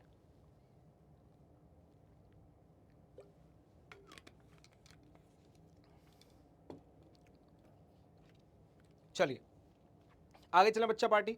अब अगर मैं आप लोगों से बात करता हूं तो हमारे पास पोटेंशियल एनर्जी के दो टाइप निकल कर आते हैं। एक होता है ग्रेविटेशनल पोटेंशियल एनर्जी, एक होता है बेटा ग्रेविटेशनल पोटेंशियल एनर्जी, ठीक है। और एक हमारे पास क्या होता है, elastic potential energy, elastic potential energy. पहले बताइए कि क्या आप लोगों को ये चीजें समझ में आ रही हैं, हाँ या ना? अब अगर मैं आप लोगों से ग्रेविटेशनल पोटेंशियल एनर्जी की बात कर दूं, ये देखिए यहां पर हमारे पास क्या होता है, ग्रेविटेशन को हम यूजी से डिनोट कर लेंगे, सिंपल सी चीज है। क्या हो जाएगा, mgh, जैसा कि मैंने लिखा था। किसी भी आप एक ऑब्जेक्ट को उठाइए, जमीन से एक ऑब्जेक्ट को उठाइए, उठाने के बाद आप लोग उसे क्या करें, एक पर्टिकुलर हाइट पर ले जाओ, तो यहां से यहां तक का हमारे पास क्या हो जाएगा, हाइट हो जाएगी h, जैसा आप देख पा रहे हैं। तो आपके पास जो होगा ये mgh निकल कर आएगा, सिंपल सी चीज जो कि मैं बात कर रहा हूं आपसे। क्या इतना क्लियर है? वहीं पर अगर इलास्टिक पोटेंशियल एनर्जी की हम लोग बात करें तो हमारे पास क्या आता है, यूई, इलास्टिक पोटेंशियल एनर्जी, जो कि हमारे पास होता है हाफ के एक्स स्क्वायर, ठीक है। ये हमारे पास फॉर्मूला निकल कर आता है जिसकी हम लोग बात करते हैं। यार सिंपल सी चीज है ना, आप स्प्रिंग को कंप्रेस करेंगे वो आपके अपोजिट में फोर्स लगाएगा, आप उसे खींचेंगे वो तब भी आपके अपोजिट में फोर्स लगाएगा, क्योंकि वो कंजर्व रहना चाहता है वहां पर। समझ रहे हैं आप लोग? ये दो इंपॉर्टेंट फॉर्मूलाज हैं जो आप लोगों को याद होने ही चाहिए मेरे लाल। क्या इतना क्लियर है? Very good. अब आगे आ जाए, यहां पर हमें देखने को मिलेगा बेटा क्वेश्चन। ये देखिए, अगर मैं आप लोगों से बोलता हूं कि यहां पर आपको जो भी क्वेश्चन मिल रहा है थोड़ा सा ट्राई कीजिए कि आप लोगों से एक बार पढ़ ले, पढ़ करके आप उसे समझ लें, और समझने के बाद आप वहां पर उसे वैल्यू में पुट करने की कोशिश करें। लेकिन हमारी आदत पता है गंदी हो गई है, हम लोग क्या करते हैं, क्वेश्चन पढ़ते हैं, सोचते हैं, डायरेक्ट फॉर्मूला में पुट करके आंसर निकालते हैं। भाई हर बार ऐसे नहीं चलेगा, हर बार इस तरह की सिचुएशन नहीं बनेगी बेटा, ये हमें कंडीशन को ध्यान में रखना पड़ेगा। ये देखो, a 50 kg man with a 20 kg load on his head climb up 20 steps of 0.25 metre height each. समझ आ रहा है? एक व्यक्ति खुद 50 किलो का है, उसने 20 किलो का बोझा अपने सर पर उठाया और स्टेयर्स पे चढ़ रहा है ऊपर की तरफ, मतलब वो धीरे धीरे हाइट की तरफ बढ़ रहा है। अब हाइट कैसे निकाली जाए? हाइट निकालने का सिंपल है कि उसका हर एक स्टेप कितने मीटर का है, 0.25 मीटर का। कितने स्टेप चला, 20, मल्टीप्लाई करेंगे, हाइट निकल कर आ जाएगी। टोटल मास रखने की जब बात बारी आएगी तो आप लोग 50 + 20 कर देंगे, हाँ या ना? क्यों? क्योंकि उसने अपने सर पर उठाया ना। भाई ये मेरे पास है, अगर मैं उसे उठाकर अपने सर पर ऐसे रख लूं, तो अब अगर मेरा वेट मान लो 70 किलो है, और ये अगर मेरे पास 200 ग्राम है, तो 70 किलो 200 ग्राम नेट वेट हो गया। यही कहना चाह रहा हूं, ठीक है। और अगर हम लोग बात करें यहां पर वर्क डन की, तो क्या हमारे पास जो बेटा वर्क डन निकल करके आएगा, वर्क डन आपका एनर्जी के इक्विवेलेंट होता है, आप लोग जानते हैं, वर्क डन भी एक टाइप की एनर्जी है, तो ये हो जाएगा mgh। ये लीजिए, अब ऐसी कंडीशन में अगर हम लोग बात करते हैं मास हमारे पास कितना होगा, तो मैंने आपसे बोला कि 50 + में 20 कर लीजिए, 50 + में 20 कर लीजिए, मल्टीप्लाई कीजिए आप लोग यहाँ पर 9.8 से, आप 10 से भी कर सकते हैं, अप्रॉक्सीमेट में आंसर आ जाएगा। हाइट की अगर हम लोग बात करते हैं बेटा, ये क्या हो जाएगा हमारे पास, 20 की मल्टीप्लाई कर लीजिए 0.25 से, तो ये आपके पास मीटर में आंसर निकल कर आ जाएगा। तो फाइनली आपने अगर इतना सब कुछ कर लिया है तो आप लोग बहुत अच्छा वर्क डन यहाँ पर कैलकुलेट कर लेंगे। अच्छा इन द सेंस कि आप लोगों को पता चल चुका होगा कि यहाँ पर हमारे पास आंसर कितना आएगा 3430 जूल। ये देखिए, ये आपके पास यहाँ पर कंडीशन रहने वाली है मेरे लाल। क्या इतना क्लियर है? कहां पर आ रहा है? Option number D is the right answer. चलिए, इतनी बेसिक सी चीजें होती हैं, बस ये समझना। एक बार आप लोग इस पर निगाह मारिए, फिर हम लोग बात करते हैं आगे की। बेटा एक बार आप इसे देखिए, फिर हम लोग आगे चलते हैं। नेक्स्ट हमारे पास आता है अगला क्वेश्चन। तो नेक्स्ट क्वेश्चन जो हमारे पास निकल कर आता है वो हमसे क्या बोलता है? ये वाला क्वेश्चन आई होप समझ में आ गया होगा। अब आगे की बात करते हैं। तो देखिए ये क्वेश्चन हमसे क्या कहता है। सिंपल हमारा वही चल रहा है अभी फॉर्मेट। मैं पहले आपको टॉपिक पढ़ा रहा हूं, टॉपिक को अच्छे से समझ रहे हैं, उसके फॉर्मुलाज को सीख रहे हैं, कोई कॉन्सेप्ट आ रहा है उसे सीख रहे हैं, फिर उसके बाद उसी कॉन्सेप्ट उन्हीं फॉर्मुलाज के बिहाफ पर हम लोग यहां पर सॉल्व कर रहे हैं बेटा क्वेश्चंस के। क्या इतना क्लियर है? Very good. अब अगर मैं आप लोगों से बात करता हूं, कहता था decrease in the potential energy of a ball of mass 20 kg, मास मिल गया, बहुत सही, विच fall from a height of 50 centimetre is what. तो डिक्रीज इन पोटेंशियल एनर्जी क्या वर्क डन के इक्विवेलेंट नहीं होता? बोलो बेटा, क्या डिक्रीज इन पोटेंशियल एनर्जी आपका वर्क डन के इक्विवेलेंट नहीं होता? आप लोगों ने पढ़ा है ना पीछे की तरफ हमारे पास, work done minus delta PE. समझ आ रहा है? तो इसका मतलब क्या मैं ये नहीं बोल दूंगा आप लोगों से कि डेल्टा यू हमारे पास किसके बराबर हो जाएगा? बताइए, mgh के बराबर हो जाएगा, हाँ या ना? बोल मेरे लाल, क्या इतनी चीजें क्लियर है? Very good. अब मास मेरे पास कितना दिया हुआ है? उसने 20 दिया हुआ है। ग्रेविटी को मैं 9.8 ले लेता हूं। अब बात आती है हाइट की। बताइए हाइट आप लोग यहां पर कितनी कंसिडर करेंगे? हाइट कितनी कंसिडर करेंगे भाई? वो 50 सेंटीमीटर है, तो 50 सेंटीमीटर को हम लोगों को क्या करना पड़ेगा? 50/100 करना पड़ेगा, ताकि वो मीटर में कन्वर्ट हो जाए। ये सारी चीजें एक बार आप लोग सॉल्व करेंगे तो आपके पास जो आंसर बनेगा वो कितना बनेगा बेटा? 98 जूल। सिंपल सी चीज। कितना आएगा बेटा? 98 जूल। जब भी आप लोगों से कुछ ऐसी कंडीशन की बात कर दे जहां पर आपसे बोले कि आपको कुछ परसेंटेज चेंज वगैरह जैसी टाइप कुछ दी हुई है, या फिर जैसे इसने बोला कि कितना हमारे पास डिक्रीज हो रहा है, तो ऐसी सभी कंडीशन के अंदर हमें चेंज निकालना होता है। What is the meaning of change? Change का मतलब हो गया कि काइनेटिक एनर्जी होती है तो काइनेटिक एनर्जी का चेंज, पोटेंशियल एनर्जी तो उसका चेंज। आगे चलते हैं। नेक्स्ट हमारे पास आता है work energy theorem of a system. अब आप लोग यहां पर समझिए कि पूरे सिस्टम की बात की जा रही है। अब अगर वर्क एनर्जी थ्योरम आपसे पूरे सिस्टम की बोल रहा है, देन इट मींस कि यहां पर क्या क्या इंक्लूड हो जाएगा। अच्छा, वर्क एनर्जी थ्योरम जब आपके नॉर्मल बात कर रहा था तो आपने चेंज इन काइनेटिक एनर्जी भी लिखा, समझ आ रहा है। लेकिन अगर पूरे सिस्टम की बात करने लग जाए तब हमारे पास क्या कंडीशन यहां पर बनने वाली है वो मुझे एक बार बताइए। तो बहुत सिंपल है भाई, जब आप काइनेटिक एनर्जी और पोटेंशियल एनर्जी दोनों की बात करते हैं तो ये होता है टोटल मैकेनिकल एनर्जी। जब आप इन दोनों के चेंज को मिला लेते हैं तो आपके पास बनता है वर्क डन, मतलब work energy of a system. यहां पर मैं सिंपल बोलता हूं काइनेटिक एनर्जी, और प्लस में कर लीजिए आप लोग किस चीज के लिए? Potential energy. और ये आपके पास हो जाएगी हमारे पास क्या बेटा? Work energy theorem. यहां से आपके पास निकल कर आएगा वर्क, और ये कौन सा वर्क होगा? External work. याद रखना इस चीज के लिए। कैसा वर्क होगा बेटा? ये हमारे पास निकल कर आएगा एक्सटर्नल वर्क। बोलो हाँ या ना? ये देखिए, ये हमारे पास पूरी सिचुएशन यहां पर बोलती है। बोलिए, क्या इतना क्लियर है? अब यहां पर मैं आपको थोड़ी थोड़ी सी कुछ चीजें बताना चाहूंगा, छोटी छोटी सी कुछ चीजें बतानी जो क्वेश्चन में कहीं ना कहीं फंस जाती है और बच्चा उसमें ना उलझ जाता है। तो आप लोग ना उलझें। पहली चीज तो ये कि हम काइनेटिक एनर्जी को रिवाइज कर लेते हैं, जो कि हमारे पास होती है क्या बेटा? Half mv²। ठीक है, और हम इसे और क्या लिखते हैं बेटा? p²/2m लिखते हैं। पहले बताओ कि क्या हम लोगों ने ये सारी चीजें पढ़ी हैं? हमने ऑलरेडी इन सब चीजों को पढ़ा है। अब एक चीज और मैं आप लोगों से बोलना चाहता हूं कि मान लो कि मैंने यहां पर एक ऑब्जेक्ट बनाया, ठीक है बेटा, ये हम लोगों ने यहां पर क्या करा? ऑब्जेक्ट बनाया। हमने बोला कि यहां पर कुछ एफ एक्सटर्नल लग रहा है, ठीक है, ऊपर की तरफ हमारे पास नॉर्मल रिएक्शन लग रहा है और नीचे की तरफ हमारे पास क्या लग रहा है बेटा? mg लग रहा है, और यहां पर फ्रिक्शन प्रेजेंट है। Friction is not equal to 0, लेकिन फ्रिक्शन आपका कहां लगेगा? अपोजिट डायरेक्शन में लगेगा। क्या आप लोग इस चीज के लिए जानते हैं? हाँ या ना? अब अगर मैं बोल रहा हूं ऑब्जेक्ट आपका रेस्ट में है, ऑब्जेक्ट एट रेस्ट, आप ये समझ लीजिए ऑब्जेक्ट एट रेस्ट, अगर मैंने ये कंडीशन आपसे बोल दी तो इसका मतलब क्या ये नहीं होगा कि जितना भी आप एफ एक्सटर्नल लगा रहे थे वो बिल्कुल आपके फ्रिक्शनल फोर्स के बराबर हो जाएगा? बिल्कुल 100% पक्की बात है, 100%। तो क्या मैं यहां पर ये बोल सकता हूं कि सर अगर ऐसी कंडीशन होगी तो फ्रिक्शन बराबर हमारे पास क्या हो जाएगा? एफ एक्सटर्नल के। सर अगर ऐसी कंडीशन हमारे पास आ गई तो फ्रिक्शन हमारे पास क्या होता है? म्यू एन होता है सर। म्यू एन बराबर क्या हो जाएगा हमारे पास? F external. और अगर ये वाली सिचुएशन भी आपके पास आ गई बेटा, ये वाली कंडीशन भी अगर आपके पास आ गई और आपको समझ में आ गई, देन इट मींस कि आप लोग क्या बोलेंगे? एन बराबर किसके है? mg के। तो क्या मैं ये बोल सकता हूं सर म्यू mg बराबर में क्या हो जाएगा हमारे पास? F external. ये देखिए, क्या ये हमारे पास सिचुएशन आ जाएगी? अब अगर इसी सिचुएशन की मैं वर्क डन की बात करने लग जाऊं आप लोगों से, तो क्या आप मेरे से ये नहीं बोलेंगे कि सर हमारे पास जो वर्क डन होता है वो क्या होता है, एफ डॉट में एस होता है, ठीक है, और एफ में यानी फोर्स हमारे पास क्या है, म्यू एम जी।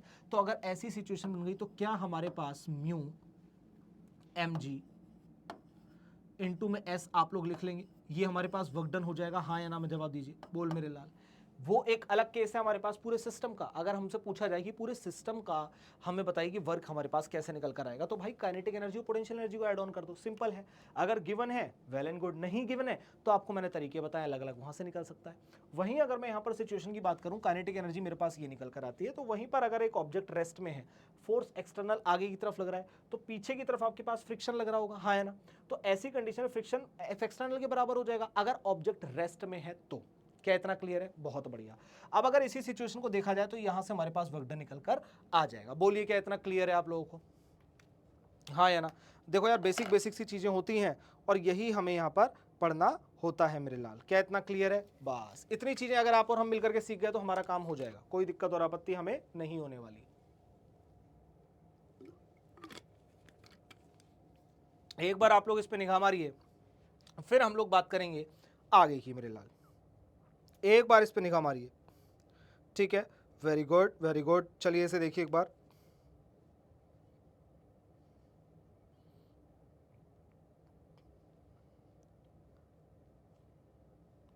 एक बार इसे देखिए, फिर हम लोग बात करेंगे आगे की। बहुत सिंपल सिंपल सी चीज है, समझ लीजिए इसे।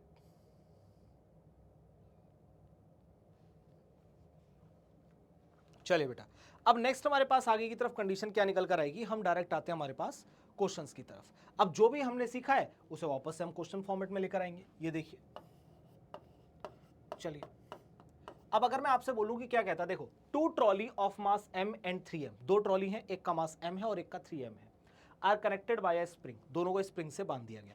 सिंपल सी चीज है, very good. They were compressed and release once they move off in opposite direction and come to rest after covering distance s1 and s2 respectively. अब आप थोड़ा सा एक चीज को समझिए, अगर एक ट्रॉली है यहां पर जिसे लिया गया m और दूसरी वाली ट्रॉली के साथ इसे बांध दिया गया जिसका मास है हमारे पास 3m, ये देखिए। अब अगर इन्हें कंप्रेस किया जाए, मैंने कहा अब अगर इन्हें कंप्रेस किया जाए तो कंप्रेस कैसे होगा ये, आप सीधी सी बात है इस डायरेक्शन के अंदर ही इसे कंप्रेस करेंगे। जैसे ही आप इसे कंप्रेस करेंगे तो बाहर की तरफ फोर्स लगने लग जाएगा अपोजिट डायरेक्शन में। तो इसने बोला कि हमने कोई भी एक मिड पॉइंट कंसीडर कर लिया, मान लो ये है, आपने इसे कंप्रेस किया, ये वापस से खींचेगा लेकिन लौट करके अपनी ओरिजिनल पोजीशन पर आ जाएगा। बोलो क्या इतना क्लियर है? सिंपल, यहां तक की चीजें अभी आपको इतनी दी हुई है। अब हम बात करते हैं, assuming the coefficient of friction to be uniform. Coefficient of friction आपका यूनिफॉर्म है, मतलब बिल्कुल चेंज नहीं हो रहा है, ठीक है। The ratio of the distance s1 upon s2 हमारे पास क्या रहने वाला है, बताइए आप लोग क्या रहने वाला है, किस तरीके से आप लोग यहां पर कंसिडर करेंगे, क्या आपके पास सिचुएशन निकल कर आएगी, वो मुझे एक बार आप लोग बता दीजिए। तो क्या मैं ये बोल सकता हूं कि सबसे पहली सिचुएशन तो ये है कि हम लोग यहां पर डायग्राम को ही कंसिडर कर लें। हमारे पास जो केस है ना वो है ही इसी चीज का, ठीक है। चलिए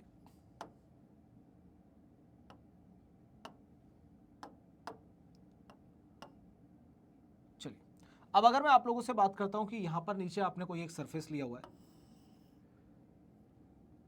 बीच में आपने ऐसे स्प्रिंग बांध दी, इसे m ले लो, इसे 3m ले लो। तो क्या मैं m1 बराबर में m ले सकता हूं, क्या मैं m2 बराबर में आपके पास 3m ले सकता हूं, बोलिए हाँ या ना। सिंपल सिंपल सी चीजें हैं, बोल मेरे लाल, क्या इतना क्लियर है? अब अगर यहां पर मैं पूछता हूं वर्क डन हमारे पास होता क्या है, तो वर्क डन हमारे पास चेंज इन काइनेटिक एनर्जी होता है। बोलो यस और नो, है ना में जवाब दीजिए। आप लोग आराम से देखिए कि करके इन चीजों को, और मुझे बताइए क्या आपको यहां तक की चीजें समझ में आ रही है क्या। वहीं पर उसने एक चीज यहां पर आपको क्या बोली हुई है, उसे हम लोग एक बार देखते हैं। ये देखो, आपसे छोटी सी चीज उसने क्या बोली है बेटा, अगर हम work done equal to change in kinetic energy बोलते हैं तो वर्क डन हमने अभी पढ़ा है कि अगर ऐसी कंडीशन आ जाए तो म्यू एम जी एस बराबर क्या हो जाएगा, पी स्क्वायर बाय 2m। ये दोनों चीजें हम लोग ऑलरेडी पढ़ चुके हैं। अब एक बात बताइए, उसने बोला है हमसे कि कोफिशिएंट ऑफ फ्रिक्शन आपका यूनिफॉर्म है, इट मींस कि म्यू1 बराबर म्यू2 बराबर में हमारे पास क्या हो जाएगा, म्यू हो जाएगा। बोलो हाँ या ना।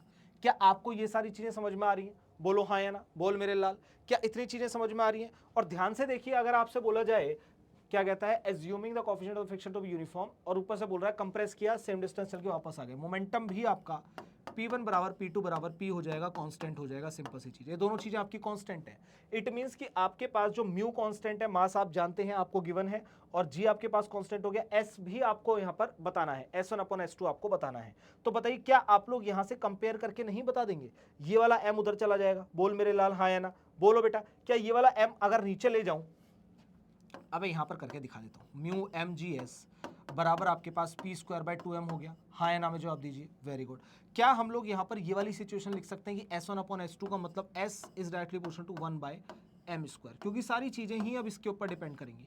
इट मीन्स कि S1 अपॉन में S2 आपके पास हो जाएगा M2 अपॉन में M1 का होल स्क्वायर। बोलिए, जो आपके पास S1 अपॉन S2 है ना, वो बेसिकली मास के ऊपर डिपेंड करेगा इस तरह से। और आपको यहां पर मास क्या है, गिवन है ऑलरेडी, आपको यहां पर सारी चीजें गिवन है। ये देखिए, अगर मैं आप लोगों से बात करता हूं यहां पर इस चीज के लिए कि M1 हमारे पास कितना था, M, और M2 कितना था, 3m, तो इट मींस कि हमारे पास S1 अपॉन में S2 बराबर कितना हो जाएगा, हमारे पास M2 है। M2 कितना था बेटा, M2 आपके पास था 3m, तो 3m डिवाइड बाय कर दीजिए आप लोग m, और इसका होल स्क्वायर कर दीजिए। अगर हम लोग यहाँ पर इसे कट पीट कर दें, इस वाले m से ही वाले m को काट पीट कर दें, तो S1 अपॉन में S2 जो आपके पास है बेसिकली कितना आ जाएगा, 9:1। ये देखिए, ये आपके पास सिचुएशन आ जाएगी। इट मींस कि अगर हम लोग बात करें यहाँ पर, एक बार आप इसे देखिए, फिर हम लोग आगे की बात करते हैं।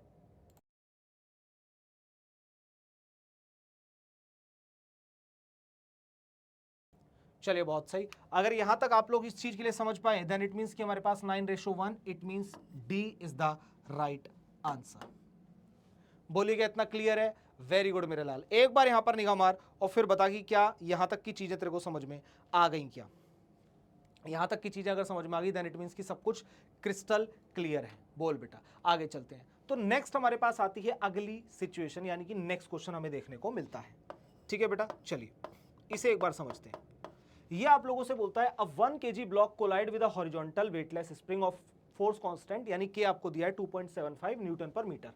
ये देखिए, एक आएगा, आने के बाद इससे कोलाइड करके दूर भागेगा, as shown in the figure, जैसा कि आपको यहां पर दिख रहा है। कहता था block compresses the spring 4 metre from the rest position, rest position से 4 मीटर कंप्रेस कर देता है अंदर की तरफ। सिंपल सी चीज है।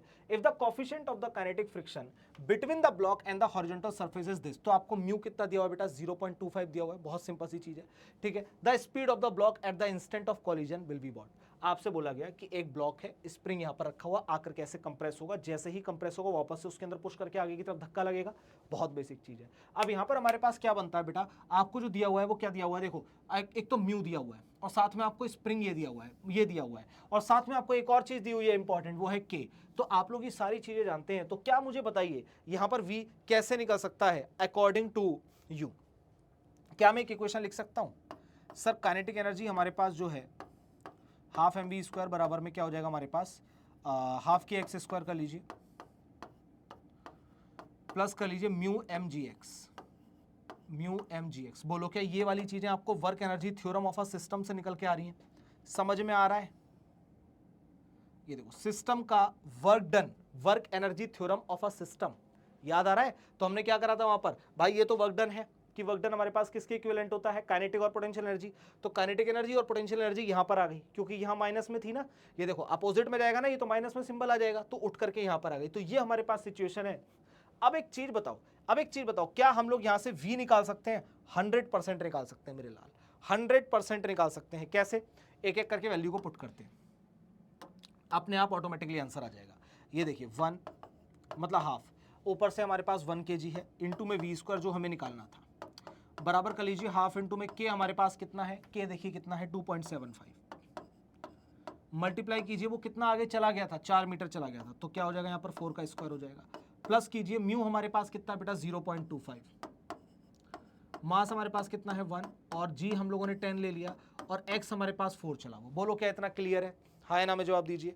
अगर हम लोग इतनी चीजें समझ पा रहे हैं, देन इट मींस कि हमारे पास जो वेलोसिटी है वो लगभग लगभग कितना आ जाएगा हमारे पास, 8 मीटर पर सेकेंड आ जाएगी। याद रखना इस चीज के लिए, कैलकुलेशन में आपके ऊपर सौंपता हूं, ये लीजिए, क्योंकि मेन कॉन्सेप्ट है यार, बाकी सब हो जाता है, सब चीज हो जाती है, एवरीथिंग, लेकिन जो चीज अटकती है ना वो है बेटा कॉन्सेप्ट। क्या अटकता मेरे लाल? कॉन्सेप्ट। बोलो क्या इतना क्लियर है? हाँ या ना में जवाब दीजिए। आगे की तरफ चलते हैं मेरे लाल, आगे की तरफ चलते हैं तो हमारे पास एक टॉपिक आता है conservative forces and potential energy. यहां पर मैंने आपको एक चीज बताई थी कि हमारे पास ना एक टर्म होता है जिसे हम बोलते हैं वर्क डन। वर्क डन बहुत अलग अलग तरीके से निकल कर आता है, जैसे चेंज इन काइनेटिक एनर्जी या नेगेटिव में पोटेंशियल एनर्जी, और अगर पूरे सिस्टम का निकालना है तो काइनेटिक एनर्जी प्लस में पोटेंशियल एनर्जी को प्लस कर दीजिए, आप लोग समझ रहे हैं, और इक्वल कर दीजिए एक्सटर्नल वर्क के, तो वो निकल कर आ जाएगा। यहां पर हमारे पास फोर्स भी आता है जो हम लोगों ने पढ़ा है, du/dx, समझ रहे हैं। अगर मुझे एक्स डायरेक्शन में चाहिए तो जो ds वाला टर्म है मैं उसे x में कंसीडर करूंगा, यानी आई कैप।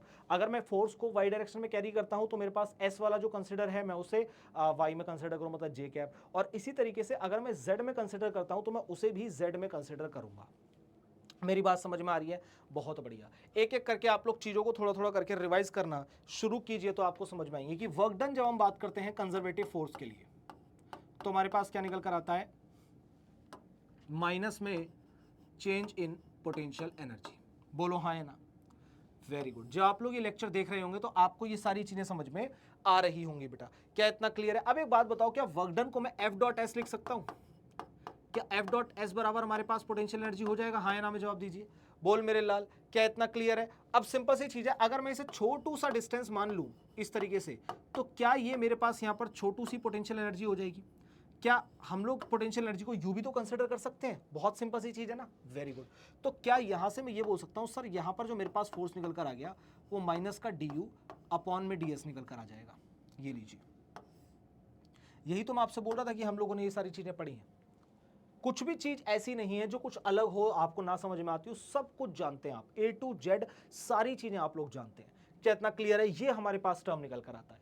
बोल मेरे लाल, क्या इतनी चीजें क्लियर है? कुछ भी अलग नहीं पढ़ाया मैंने आप लोगों को, ये सारी चीजें हम लोग यहां पर कर चुके हैं बेटा। क्या इतना क्लियर है? वेरी गुड, वेरी गुड मेरे लाल। अब अगर मैं आप लोगों से बात करता हूं यहां पर कि मेरे पास अलग अलग क्राइटेरिया आ सकते हैं, एग्जाम्पल के तौर पर अगर मैं बात करता हूं कि मुझे एक्स में बता दो, यानी बेसिकली आई कैप के अंदर मुझे बता दो कि क्या निकल कर आएगा यहां पर।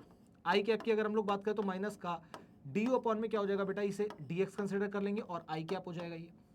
ठीक है, क्रिस्टल क्लियर। और इसी तरीके से अगर मैं आप लोगों से बोलूं कि मुझे y में बता दो कि हमारे पास y में क्या निकल कर आएगा, मतलब j कैप। ठीक है, तो ये हो जाएगा हमारे पास क्या बेटा, du अपॉन में क्या हो जाएगा dy, और ये भी क्या हो जाएगा हमारे पास g कैप। सेम कंडीशन अगर हम लोग बात करते हैं एफ जेड जो कि हमारे पास आएगा k, तो ये हमारे पास क्या आ जाएगा बेटा, माइनस का du अपॉन में डी जेड, और ये हमारे पास क्या आएगा k कैप। बोलो क्या इतना क्लियर है? ये हमारे पास तीन फॉर्मूले हमें देखने को मिलते हैं। बेसिकली फॉर्मूला क्या आप लोग ऑलरेडी जानते थे, आप लोगों को पता था कि ऐसी सिचुएशन हमारे साथ अगर आएगी तो हम लोगों को यही कंसिडर यहां पर करना है। बोलो क्या इतना क्लियर है? सिंपल सिंपल सी चीजें आप देख लीजिए एक बार, बहुत बेसिक बेसिक से हैं। अगर हम लोग बात करें तो हमारे पास ये चीजें समझ में आ सकती हैं।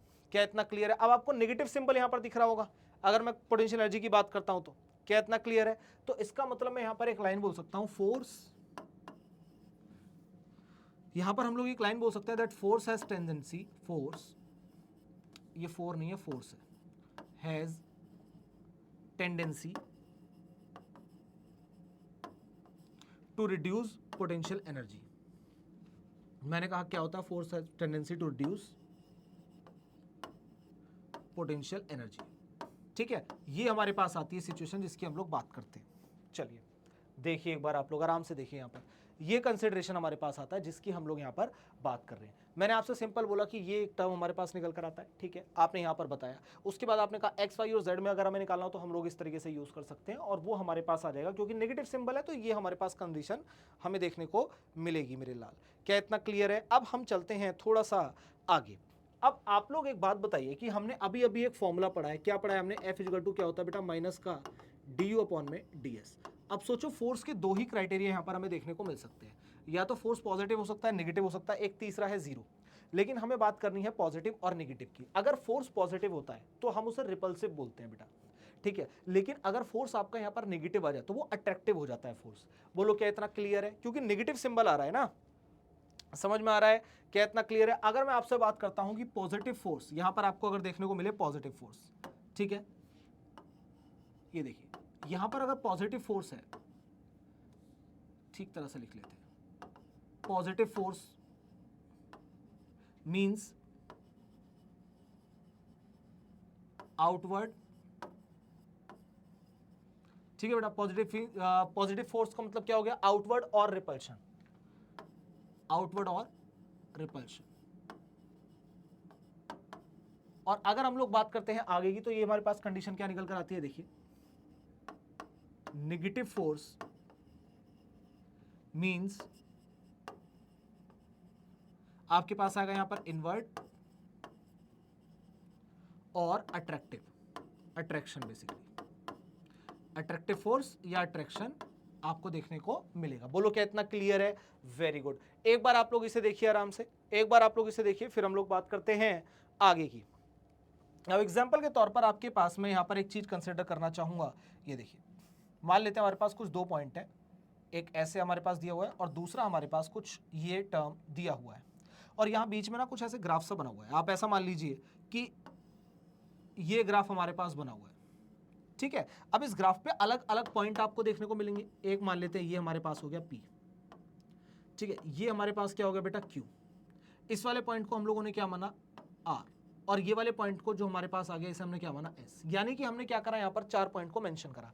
इतना ही नहीं, अभी हम लोग बात करेंगे, ये हमारे पास क्या बेटा A, ये वाला हमारे पास क्या हो गया B, ये वाला हमारे पास क्या हो गया बेटा C, और ये वाला हमारे पास क्या हो गया बेटा D। क्या इतना क्लियर है?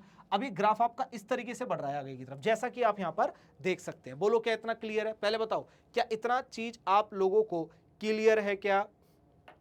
वेरी गुड बेटा, यहां तक आप लोगों को समझ में आना चाहिए कि एक तरफ आपका क्या बढ़ रहा है, डिस्टेंस बढ़ रहा है, और एक तरफ आपके पास एनर्जी बढ़ रही है। ये चीज आपको यहां पर पता होनी चाहिए।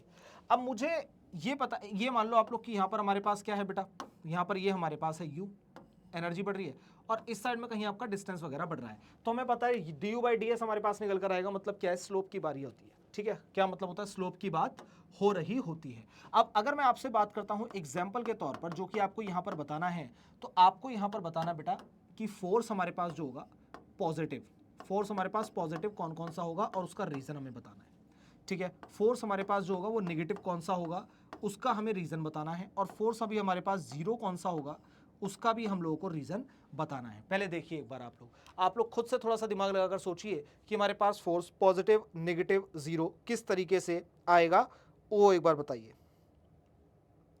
चलिए एक बार आप लोग इसे देखिए और मुझे बताइए। तो आप लोगों को एक चीज समझ में आई कि जैसे अगर हम लोग बात करते हैं U/S, इसका मतलब क्या हो गया बेटा, स्लोप यहां पर काम करता है। इट मींस कि जो स्लोप होगा,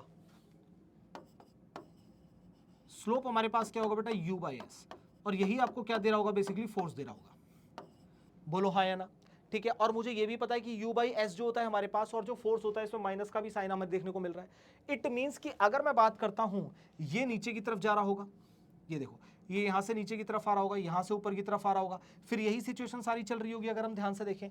तो एक बात बताओ, PQRS क्या कोई स्लोप है? स्लोप जीरो, फोर्स भी हो गया जीरो। जब फोर्स ही आपका जीरो हो गया, तो यहां पर हम लोग क्या लिख सकते हैं बेटा, ये देखिए, मैं यहां पे लिखता हूं कि PQRS। क्यों? क्योंकि हमारे पास स्लोप कैसा हो गया, जीरो, स्लोप है ही नहीं। स्लोप जीरो, तो हमारे पास फोर्स भी कैसे हो गए बेटा, जीरो हो गए, खत्म हो गए। अब ध्यान से देखिए, पॉजिटिव फोर्स की बात कर रहे हैं, तो पॉजिटिव फोर्स लाने के लिए हमारे पास नेगेटिव -d/u होना चाहिए, मतलब du/ds नेगेटिव वाला होना चाहिए। इट मीन स्लोप हमारा नेगेटिव वाला होना चाहिए। तो नेगेटिव वाला स्लोप हमारे पास एक तो a है, b हम देखो, ये नीचे की तरफ आ रहा है तो ये नेगेटिव, ये ऊपर जा रहा है पॉजिटिव, ये नीचे आ रहा है नेगेटिव, ये ऊपर जा रहा है पॉजिटिव। तो देखो बेटा, अगर हम बात करते हैं ए और सी हमारे पास जो निकल कर आएगा, सही तो बोल रहा हूं ना मैं, नीचे की तरफ आ रहा है ए हमारे पास हो गया, एक हो गया हमारे पास सी, बहुत सही। तो यहां पर हम लोग बात करते हैं ए सी, क्यों होता है बेटा, क्योंकि इनका स्लोप नेगेटिव है, और स्लोप नेगेटिव होने की वजह से हमारे पास जो फोर्स है वो कैसा हो जाएगा, पॉजिटिव हो जाएगा। बोलो हाँ या ना? इसी तरीके से आप अगर बी और डी को देख लें, यानी कि अगर आप लोग यहां पर बी और डी को देख लें, तो ऐसी कंडीशन में हमारे पास स्लोप क्या है बेटा, स्लोप है पॉजिटिव, स्लोप पॉजिटिव, तो फोर्स आपके पास कैसा हो जाएगा बेटा, नेगेटिव, क्योंकि अपोजिट होता है ना। ये देखिए, अब बताइए कि आप लोगों को यहां तक की चीजें समझ में आ रही हैं क्या? बोल मेरे लाल, सिंपल सिंपल सी चीजें हैं जो हम लोगों ने बात की है। क्या इतना क्लियर? Very good. बस ये चीज आप लोगों को यहां पर समझनी थी कि अगर मैं पोटेंशियल एनर्जी कर्व की बात कर रहा हूं, तो पोटेंशियल एनर्जी कर्व के अंदर हमारे पास क्या होगा बेटा, या तो फोर्स आपके पास आउटवर्ड रिपल्शन पॉजिटिव होगा, या नेगेटिव फोर्स होगा, इसका मतलब इनवर्ड और अट्रैक्टिव। ये हमें यहां पर ध्यान देना है। और हमारे पास फोर्स पॉजिटिव, नेगेटिव, जीरो के अंदर क्या कंडीशन आती है, पॉजिटिव मतलब जिनका स्लोप हमारा नेगेटिव हो। हमारे पास क्या होगा, यहां पर हम लोग क्या बोल रहे हैं, फोर्स पॉजिटिव मतलब स्लोप नेगेटिव होना जरूरी है। यही चीजें हम लोग यहां पर नोटिस करी है। एक बार आप इसे देखिए, फिर हम लोग चलते हैं आगे की तरफ। एक बार आप लोग इस पे निगाह मारिए, फिर हम लोग बात करते हैं बेटा आगे की तरफ। नेक्स्ट हमारे पास आता है सीधा सीधा क्वेश्चन। चलिए बेटा एक बार इसे सीखते हैं। अब अगर आप लोग चीजों को सीख चुके हैं देन इट मींस कि आपको ज्यादा एफर्ट लगाने की जरूरत नहीं है, बहुत अच्छे तरीके से आप लोग यहां पर ध्यान में रखेंगे। कहता है particle move under the influence of force F equal to -2x। Force दिया हुआ है, ठीक है, in one dimension x is the distance of the particle from the origin, assume that potential energy of the particle at the origin is zero. Origin पे potential energy हमारे पास कैसी है, जीरो है। The schematic diagram of the potential energy u as a function of x given by. अब हमारे पास यहां पर क्या कंडीशन हमें देखने को मिलेगी, f कितना दिया हुआ है पहले तो हम वो लिख लेते हैं। f कितना होगा हमारे पास, f is equal to minus का 2x। अब मुझे ये पता है कि भाई f जो होता है वो माइनस का du बाई dx होता है, ठीक है। अब x लिया है तो यहां पर हम लोग क्या करते हैं, माइनस का du बाई dx लेते हैं। क्या इतना क्लियर? क्या इस वाली सिचुएशन से मैं ये लिख सकता हूं सर कि हमारे पास जो du होता है वो माइनस का, हम लोग कितना लिख सकते हैं, f dx लिख सकते हैं। बोल मेरे लाल, इसे इंटीग्रेट कर दें, ठीक है, इसे इंटीग्रेट कर दें बेटा, ये देखिए इसे इंटीग्रेट कर देते हैं। क्या इतना क्लियर है? ये देखिए इंटीग्रेट कीजिए आप लोग, ये तो u बन जाएगा। यहां पर आप लोग क्या करेंगे बेटा, फोर्स की जगह आप लोग यहां पर लिख लीजिए, क्या लिख लेंगे, माइनस का 2x। अब ये माइनस ऑलरेडी है तो ये हमारे पास क्या हो जाएगा, माइनस का 2x, और इनटू में क्या हो जाएगा बेटा, dx हो जाएगा। अब इसे भी एक बार इंटीग्रेट कर लीजिए। तो जैसे ही आप इसे इंटीग्रेट करके आगे की तरफ लाने की कोशिश करेंगे, देखिए एक बार आप लोगों को चीजें समझ में आ रही होंगी, आगे की तरफ लाने की कोशिश करेंगे तो u बराबर कितना हो जाएगा बेटा, ये हो जाएगा हमारे पास 2x square by 2, 2x square by 2। ये हमारे पास सिचुएशन बनेगी और बनेगी पॉजिटिव में। इट मींस कि कोई भी टर्म आपके पास यहाँ पर नेगेटिव में नहीं होना चाहिए। अब अगर आप लोग ध्यान से देखें तो आपके पास इस वाले ग्राफ के अंदर यहाँ पर आपको ऑप्शंस नहीं दिए हुए, मैं ऑप्शंस बना देता हूँ, मतलब ऑप्शंस लिखे हुए बेसिकली। ये ए ऑप्शन है, ये आपके पास जो है बी ऑप्शन है, ये आपके पास जो है वो सी ऑप्शन है, और ये वाला बच्चा पार्टी आपके पास डी ऑप्शन है। अब एक बार मैच करते हैं।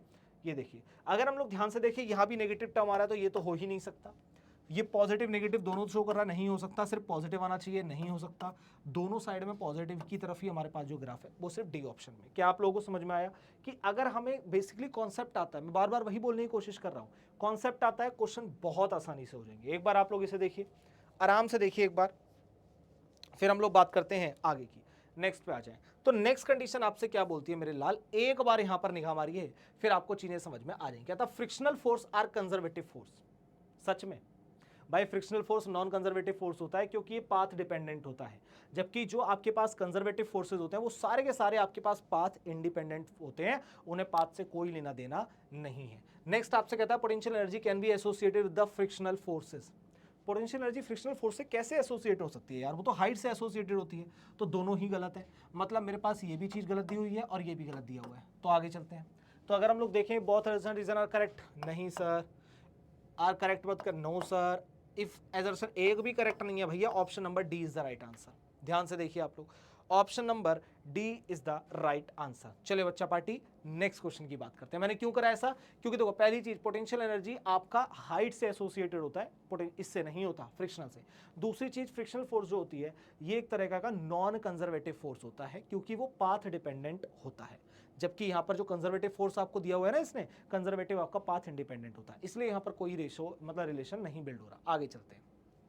नेक्स्ट आपसे क्या बोलता है, देखिए नेक्स्ट कंडीशन आपसे बोलता है बेटा force on a body varies with position as shown in the figure. आपको दिख रहा होगा कि आपके पास जो फोर्स है वो अलग अलग पॉइंट पर आपको दिख रहा है। Very good. It is unstable equilibrium at point. Unstable का मतलब क्या होता है, जहां से आप ऑब्जेक्ट को छोड़े और वो लौटकर अपनी पोजीशन पर वापस ना आए। अभी हम पढ़ेंगे इसके बारे में, फिर भी हम थोड़ा सा सीख लेते हैं।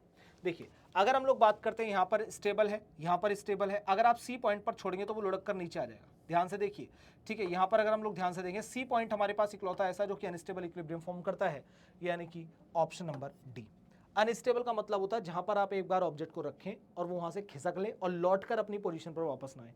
अगर ऐसी कुछ सिचुएशन आपके साथ में बन जाती है, ऐसी कुछ सिचुएशन आपके साथ में बन जाती है, देन उस कंडीशन को हम लोग क्या बोलते हैं बेटा, उसे हम लोग बोलते हैं अनस्टेबल इक्विलिब्रियम। स्टेबल का मतलब क्या होता है बेटा, स्टेबिलिटी। अगर आप लोग कहीं पर खड़े हैं, किसी पाथ पर खड़े हैं, आपको कहीं भेजा जाए, आप लौट कर वापस से आ जाए, इट मीन्स कि आप स्टेबल हैं। क्या मेरी बात समझ पा रहे हैं? यही कंडीशन यहाँ पर दी हुई है। क्या इतना क्लियर? एक बार आप इसे देखिए, फिर हम लोग बात करते हैं आगे की। चलिए नेक्स्ट आ जाता है। नेक्स्ट क्वेश्चन आपसे क्या बोलता है, देखिए एक बार आराम से देखिए, डायग्राम को देखिए, पढ़िए। कहता है W1 W2 W3 आपके पास वर्क डन को रिप्रेजेंट करते हैं, मूविंग पार्टिकल है कोई A से लेकर B तक। जैसा कि आप देख सकते हैं ए से लेकर बी तक एक ऑब्जेक्ट आपका मूव कर रहा है, सिंपल सी चीज, ठीक है, along 3 different path, 3 different path में जा रहा है, यानी 1 2 3, 3 डिफरेंट पाथ के अंदर बेसिकली मूव कर रहा है, ठीक है। एक तो पाथ उसने चूज करा कहां से, इस तरीके से, पहला पाथ उसने चूज करा, दूसरा पाथ उसने ये वाला चूज करा, और तीसरा पाथ उसने इस तरह से यहां पर इसे चूज करा। क्या इतना क्लियर है? बहुत सही। अब अगर मैं आपसे बोलता हूं in the gravitational field of the mass m find the correct relation between the work done. अब सोचने वाली बात यह है कि ग्रेविटेशनल फील्ड जो होती है बेटा, ये हमारे पास कैसी होती है? कंजर्वेटिव फोर्स होती है। कैसी है बेटा? ये कंजर्वेटिव फोर्स है, कंजर्वेटिव फोर्स है। अब अगर ये कंजर्वेटिव फोर्स है तो वर्क डन क्या रहेगा? सेम रहेगा। वर्क डन क्या रहेगा हमारे पास? सेम रहेगा, चेंज नहीं होने वाला। इट मींस कि अगर मैं आप लोगों से बात करूं कि W1, W2, W3 आपका एग्जैक्टली सेम रहने वाला है, कोई चेंज उसमें नहीं आएगा मेरे लाल। आराम से देखिए, फिर हम चलते हैं आगे की तरफ। ध्यान से देखिए एक बार आप लोग, क्योंकि अगर आप लोग इतना समझ गए देन इट मींस कि सारी की सारी चीजें आपकी क्लियर हो चुकी हैं बेटा। क्या इतना क्लियर है? वेरी गुड मेरे लाल, वेरी गुड। चलिए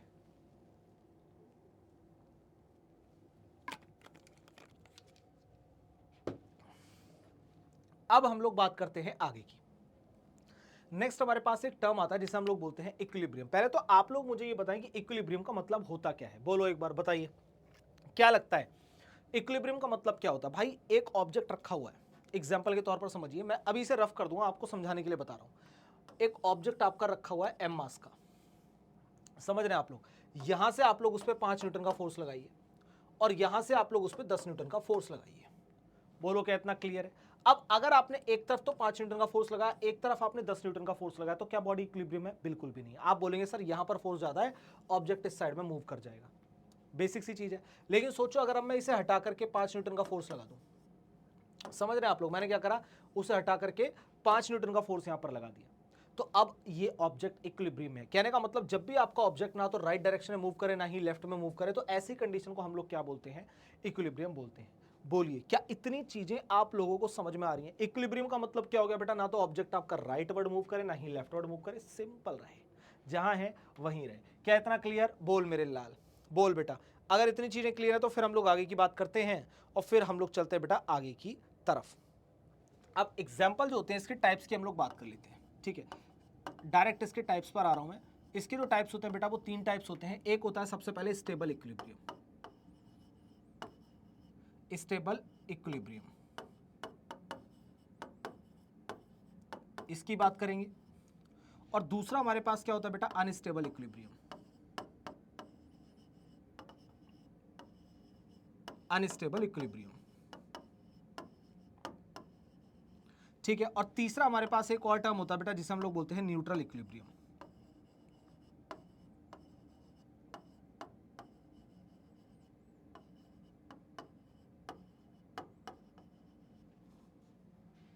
चलिए, क्या इतनी चीजें आप लोगों को समझ में आ रही है? एक स्टेबल इक्विलिब्रियम, अनस्टेबल और एक न्यूट्रल होता है। न्यूट्रल तो आप लोग जानते हैं बिल्कुल जीरो है, वो हिल ही नहीं रही अपने पास से। अब स्टेबल का मतलब ये होता है कि मान लेते हैं कि आपको अगर हल्का सा डिस्प्लेस किया जाए तो आप लौटकर उसी पोजीशन पर वापस आ जाएं, स्टेबल इक्विलिब्रियम। अगर आपको डिस्प्लेस किया गया और आप उड़ करके कहीं ऐसी जगह चले गए जहां से वापस आएंगे ही नहीं, वो कंडीशन होती है हमारे पास अनस्टेबल इक्विलिब्रियम। अगर मैं इसकी डायग्राम की बात करूं, ठीक है, अगर मैं इन दोनों के डायग्राम की बात करूं तो मान लेते हैं कि हमारे पास एक पाथ है, हम लोग बात कर रहे हैं स्टेबल इक्विलिब्रियम पे, तो यहां पर ये वाला हमारे पास कोई पाथ है।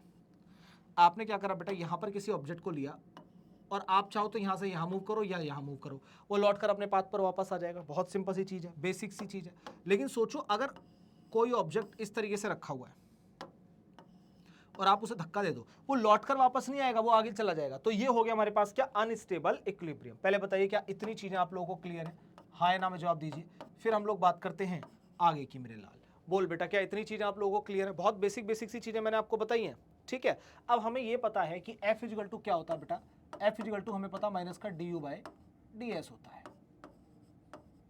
बोलो क्या इतना क्लियर है? अब अगर स्टेबल इक्विलिब्रियम है तो आपके पास जो सिचुएशन है वो क्या होनी चाहिए? या तो du/ds आपके पास कितना हो जाए? 0 हो जाए, पहली कंडीशन, ठीक है। या फिर आपके पास अगर हम बात करते हैं dtu/ds2 जो है वो ग्रेटर देन 0 हो जाए।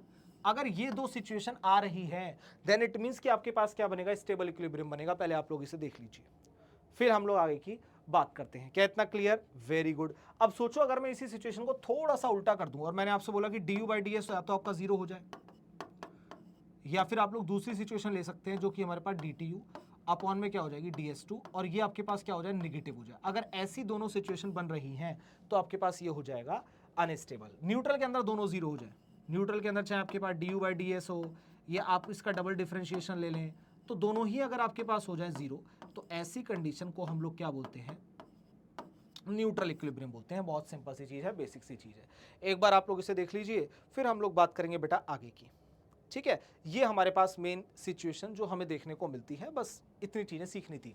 इक्विलिब्रियम का मतलब क्या होता है भाई साहब, इक्विलिब्रियम का बहुत छोटी सी चीज होती है। बहुत छोटी चीज मतलब क्या होता है सर, ये हमारे पास है एक ऑब्जेक्ट, ना तो वो राइट जा रहा ना ही वो लेफ्ट जा रहा, आराम से रुका हुआ है, इक्विलिब्रियम के अंदर है। अब सोचो अगर मैं इसे डिस्प्लेस कर दूं और ये लौट कर वापस आ जाए, स्टेबल इक्विलिब्रियम। अगर मैं इसे डिस्प्लेस कर दूं आगे चला जाए, लौट कर वापस ना जाए, अनस्टेबल इक्विलिब्रियम। और अगर ये कहीं से मूव ही नहीं कर रहा है तो ऐसी कंडीशन में न्यूट्रल इक्विलिब्रियम। पहले बताएं क्या इतनी चीजें क्लियर है मेरे लाल?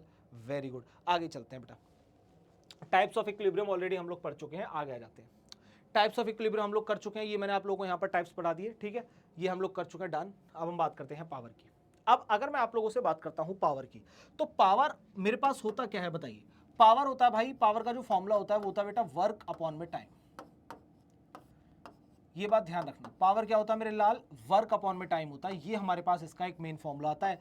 वर्क आपके पास अब क्या हो जाता है? mgh, F.S कर लो आप इसे, F.S अपॉन में T कर लो, हाँ या ना? बोल मेरे लाल, समझ में आ रहा है? अब अगर मैं छोटू से पावर की बात करता हूं तो क्या मेरे पास छोटा सा डिस्प्लेसमेंट होगा, मतलब छोटा सा वर्क डन होगा और छोटा सा ही टाइम होगा।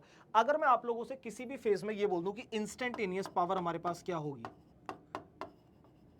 इंस्टेंटेनियस पावर क्या होगी, इंस्टेंटेनियस पावर, तो हमारे पास जो होती है बेटा P बराबर क्या होता है? dW अपॉन में dt। P बराबर क्या होता है हमारे पास? dW अपॉन में dt। ये बात हमें क्या करना है बेटा, यहां पर याद रखनी है, इस चीज को भूलना नहीं है। अभी अलग अलग चीजें आप लोगों को अलग अलग फॉर्मूले कुछ लिखवाऊंगा, वो बड़े इंपॉर्टेंट होंगे आपके पेपर के पॉइंट ऑफ व्यू से, तो उसे याद रखना थोड़ा सा आप लोगों को, ठीक है। चलिए, तो मैंने आप लोगों को सिंपल सी एक चीज बोली है, यहां पर एक टर्म यूज किया है जिसे हमने बोला है इंस्टेंटेनियस। इंस्टेंटेनियस बोल तो दिया, लेकिन इसका मतलब क्या होता है? एक बात बताइए, मैं मूव कर रहा हूं, मुझे ध्यान से देखना, मैं आगे चला फिर आगे चला, आपने कहा सर रुक जाओ, रुककर इसी पॉइंट पर, इसी जगह पर हमें आपका या तो एक्सेलरेशन बताओ, तो वो इंस्टेंटेनियस एक्सेलरेशन हो गया। तो यहां पर एक वर्ड आ रहा है इंस्टेंट। इंस्टेंट मतलब तुरंत, समझ रहे हैं आप लोग? ये इंस्टेंटेनियस का मतलब हो गया हमारे पास तुरंत अपना, हमें बताइए वेलोसिटी बताइए, एक्सेलरेशन बताइए, फोर्स बताइए, ऐसे ही पावर बता दो। तो अगर मैं पावर की बात करता हूं तो मुझे पता है भाई कि D इंटू में क्या हो जाएगा बताओ? F डॉट में S हो जाएगा, अपॉन में क्या हो जाएगा? DT हो जाएगा। फोर्स तो बाहर आ जाएगा, तो क्या मैं इसे ये बोल सकता हूं कि F इंटू में DS अपॉन में DT।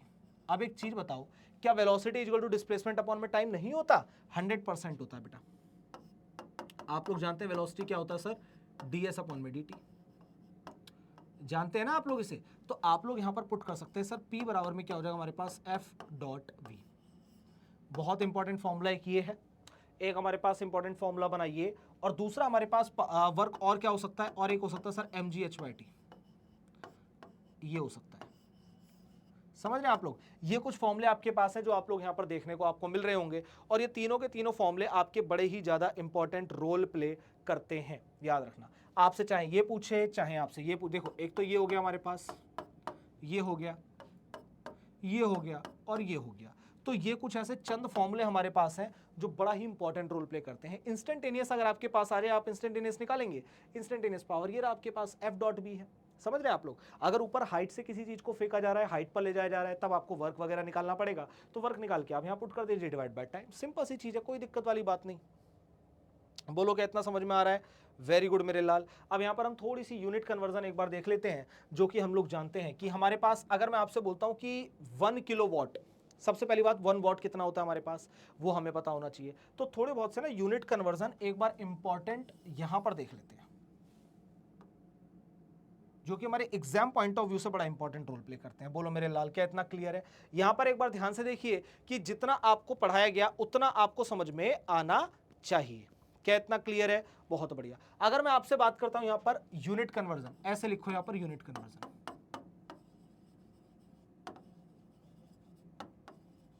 ठीक है बेटा, ये लीजिए यूनिट कन्वर्जन की हम लोग बात करते हैं। सबसे पहले अगर हम बात करते हैं SI unit of power, SI unit इसकी क्या होती है भाई? वॉट होती है। पावर की बात हो रही है, सिंपल सी चीज आप लोग जानते हैं ऑटोमेटिकली, तो पावर के रिलेटेड ही हम लोग यहाँ पर बात करेंगे, ठीक है बेटा। अब अगर मैं आप लोगों से बात कर रहा हूं कि भाई 1 वॉट में हमारे पास कितना होता है, 1 वॉट का मतलब होता है 1 जूल पर सेकेंड, ठीक है, 1 जूल पर सेकेंड, ये हमारे पास कंडीशन आती है। अब अगर मैं आपसे बोलूं यहां पर कि 1 किलोवाट, अब अगर मैं 1 किलोवाट की बात कर रहा हूं तो इट मींस कि मैंने यहां पर क्या बोला आपको, 10 की पावर 3 वॉट। अगर मैं आप लोगों से बात कर रहा हूं यहां पर 1 मेगावाट, तो 1 मेगावाट आपके पास कितना हो जाएगा, 10 की पावर 6 वॉट। और अगर मैं आपसे बात करूं यहां पर 1 हॉर्स पावर, ठीक है, तो ये कितना हो जाएगा हमारे पास 746 वॉट। बोलो, ये 3 इंपॉर्टेंट यूनिट है जहां पर बच्चा फंस जाता है, तो मैंने आपको यहां पर लिख दी है। देख लो एक बार, आप लोग ध्यान से देख सकते हैं, 1 किलोवाट इज इक्वल टू 10 की पावर 3 वॉट। 1 मेगावाट जो आपके पास हो गया यहाँ पर वो कितना है, 10 की पावर 6 वॉट। और 1 हॉर्स पावर जो आपके पास है वो 746 वॉट है। अगर आपको कंफ्यूजन है कि सर ये सब क्या लिखा हुआ है, तो मैं आपको बता देता हूँ। KW मतलब क्या होता है हमारे पास, किलोवाट। ये देखो, किलोवाट, ठीक है बेटा, ये हमारे पास आ गया। दूसरा अगर मैं बात कर रहा हूं आपसे, मेगावाट का मतलब क्या होता है सर हमारे पास, अगर हम लोग बात करें, ये देखिए, ये मेगावाट हो गया, मेगावाट मतलब MW मतलब मेगावाट हो गया। और अगर हम लोग बात करते हैं HP का मतलब क्या होता है सर हमारे पास, हॉर्स पावर, ठीक है, हॉर्स पावर हो गया। ये देखिए, क्या इतना क्लियर है? ये देखो, सारी चीजें मैंने आपको पावर एक बोर्ड में लिखवा दिया है, क्योंकि अब इससे ऊपर कुछ चीज हमें देखने को नहीं मिलेगी। बोल मेरे लाल, क्या इतना क्लियर? वेरी गुड, बहुत बढ़िया। अब एक चीज छोटी सी और समझ लीजिए आप लोग, कि मान लेते हैं, ये क्वेश्चन करने से पहले एक चीज और समझते हैं कि अगर मैं आप लोगों से बोल दूं कि भाई हमें कुछ वर्क दिया, मतलब हमें ना ग्राफ दिया हुआ है, ठीक है, इंपॉर्टेंट पॉइंट करके हम लोग करते हैं, यहां पर लिखते हैं इंपॉर्टेंट पॉइंट।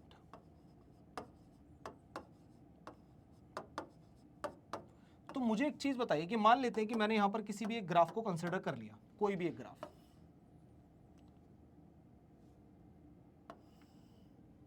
ठीक है, ये हमने ग्राफ यहां पर कंसिडर कर लिया। अब इसके बाद मैंने आपसे कहा कि भाई एक लाइन कुछ ऐसी है, उसके बाद हम लोगों ने एक परपेंडिकुलर ड्रॉ कर दिया, ये हमने यहां पर बनाया। तो बहुत सिंपल सी चीज है, ये हमारे पास क्या बन गया भैया, ये बन गया एरिया अंडर कर्व। किस चीज का है मैं बताऊंगा अभी,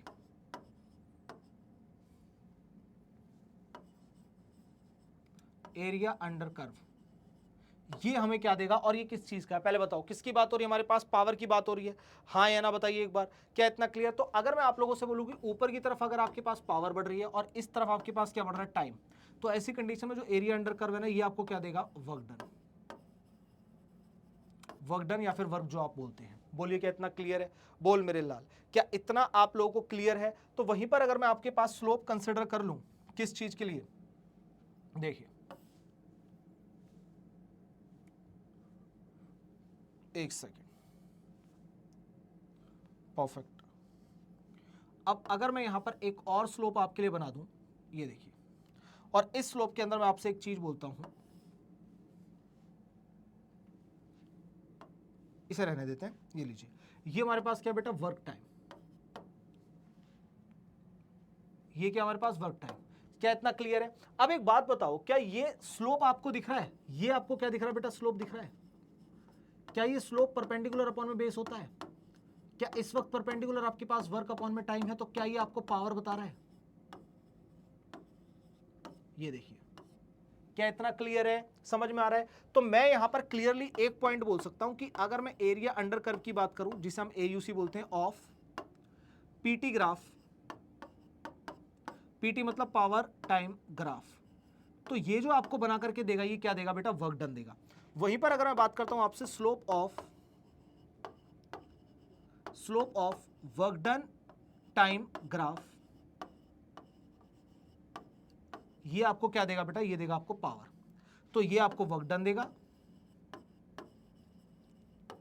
और ये आपको पावर देगा। तो अगर आपको पावर और बाकी सारी चीजें निकालनी है तो आप इस तरह से भी निकाल सकते हैं मेरे लाल। बोलो क्या इतना क्लियर है?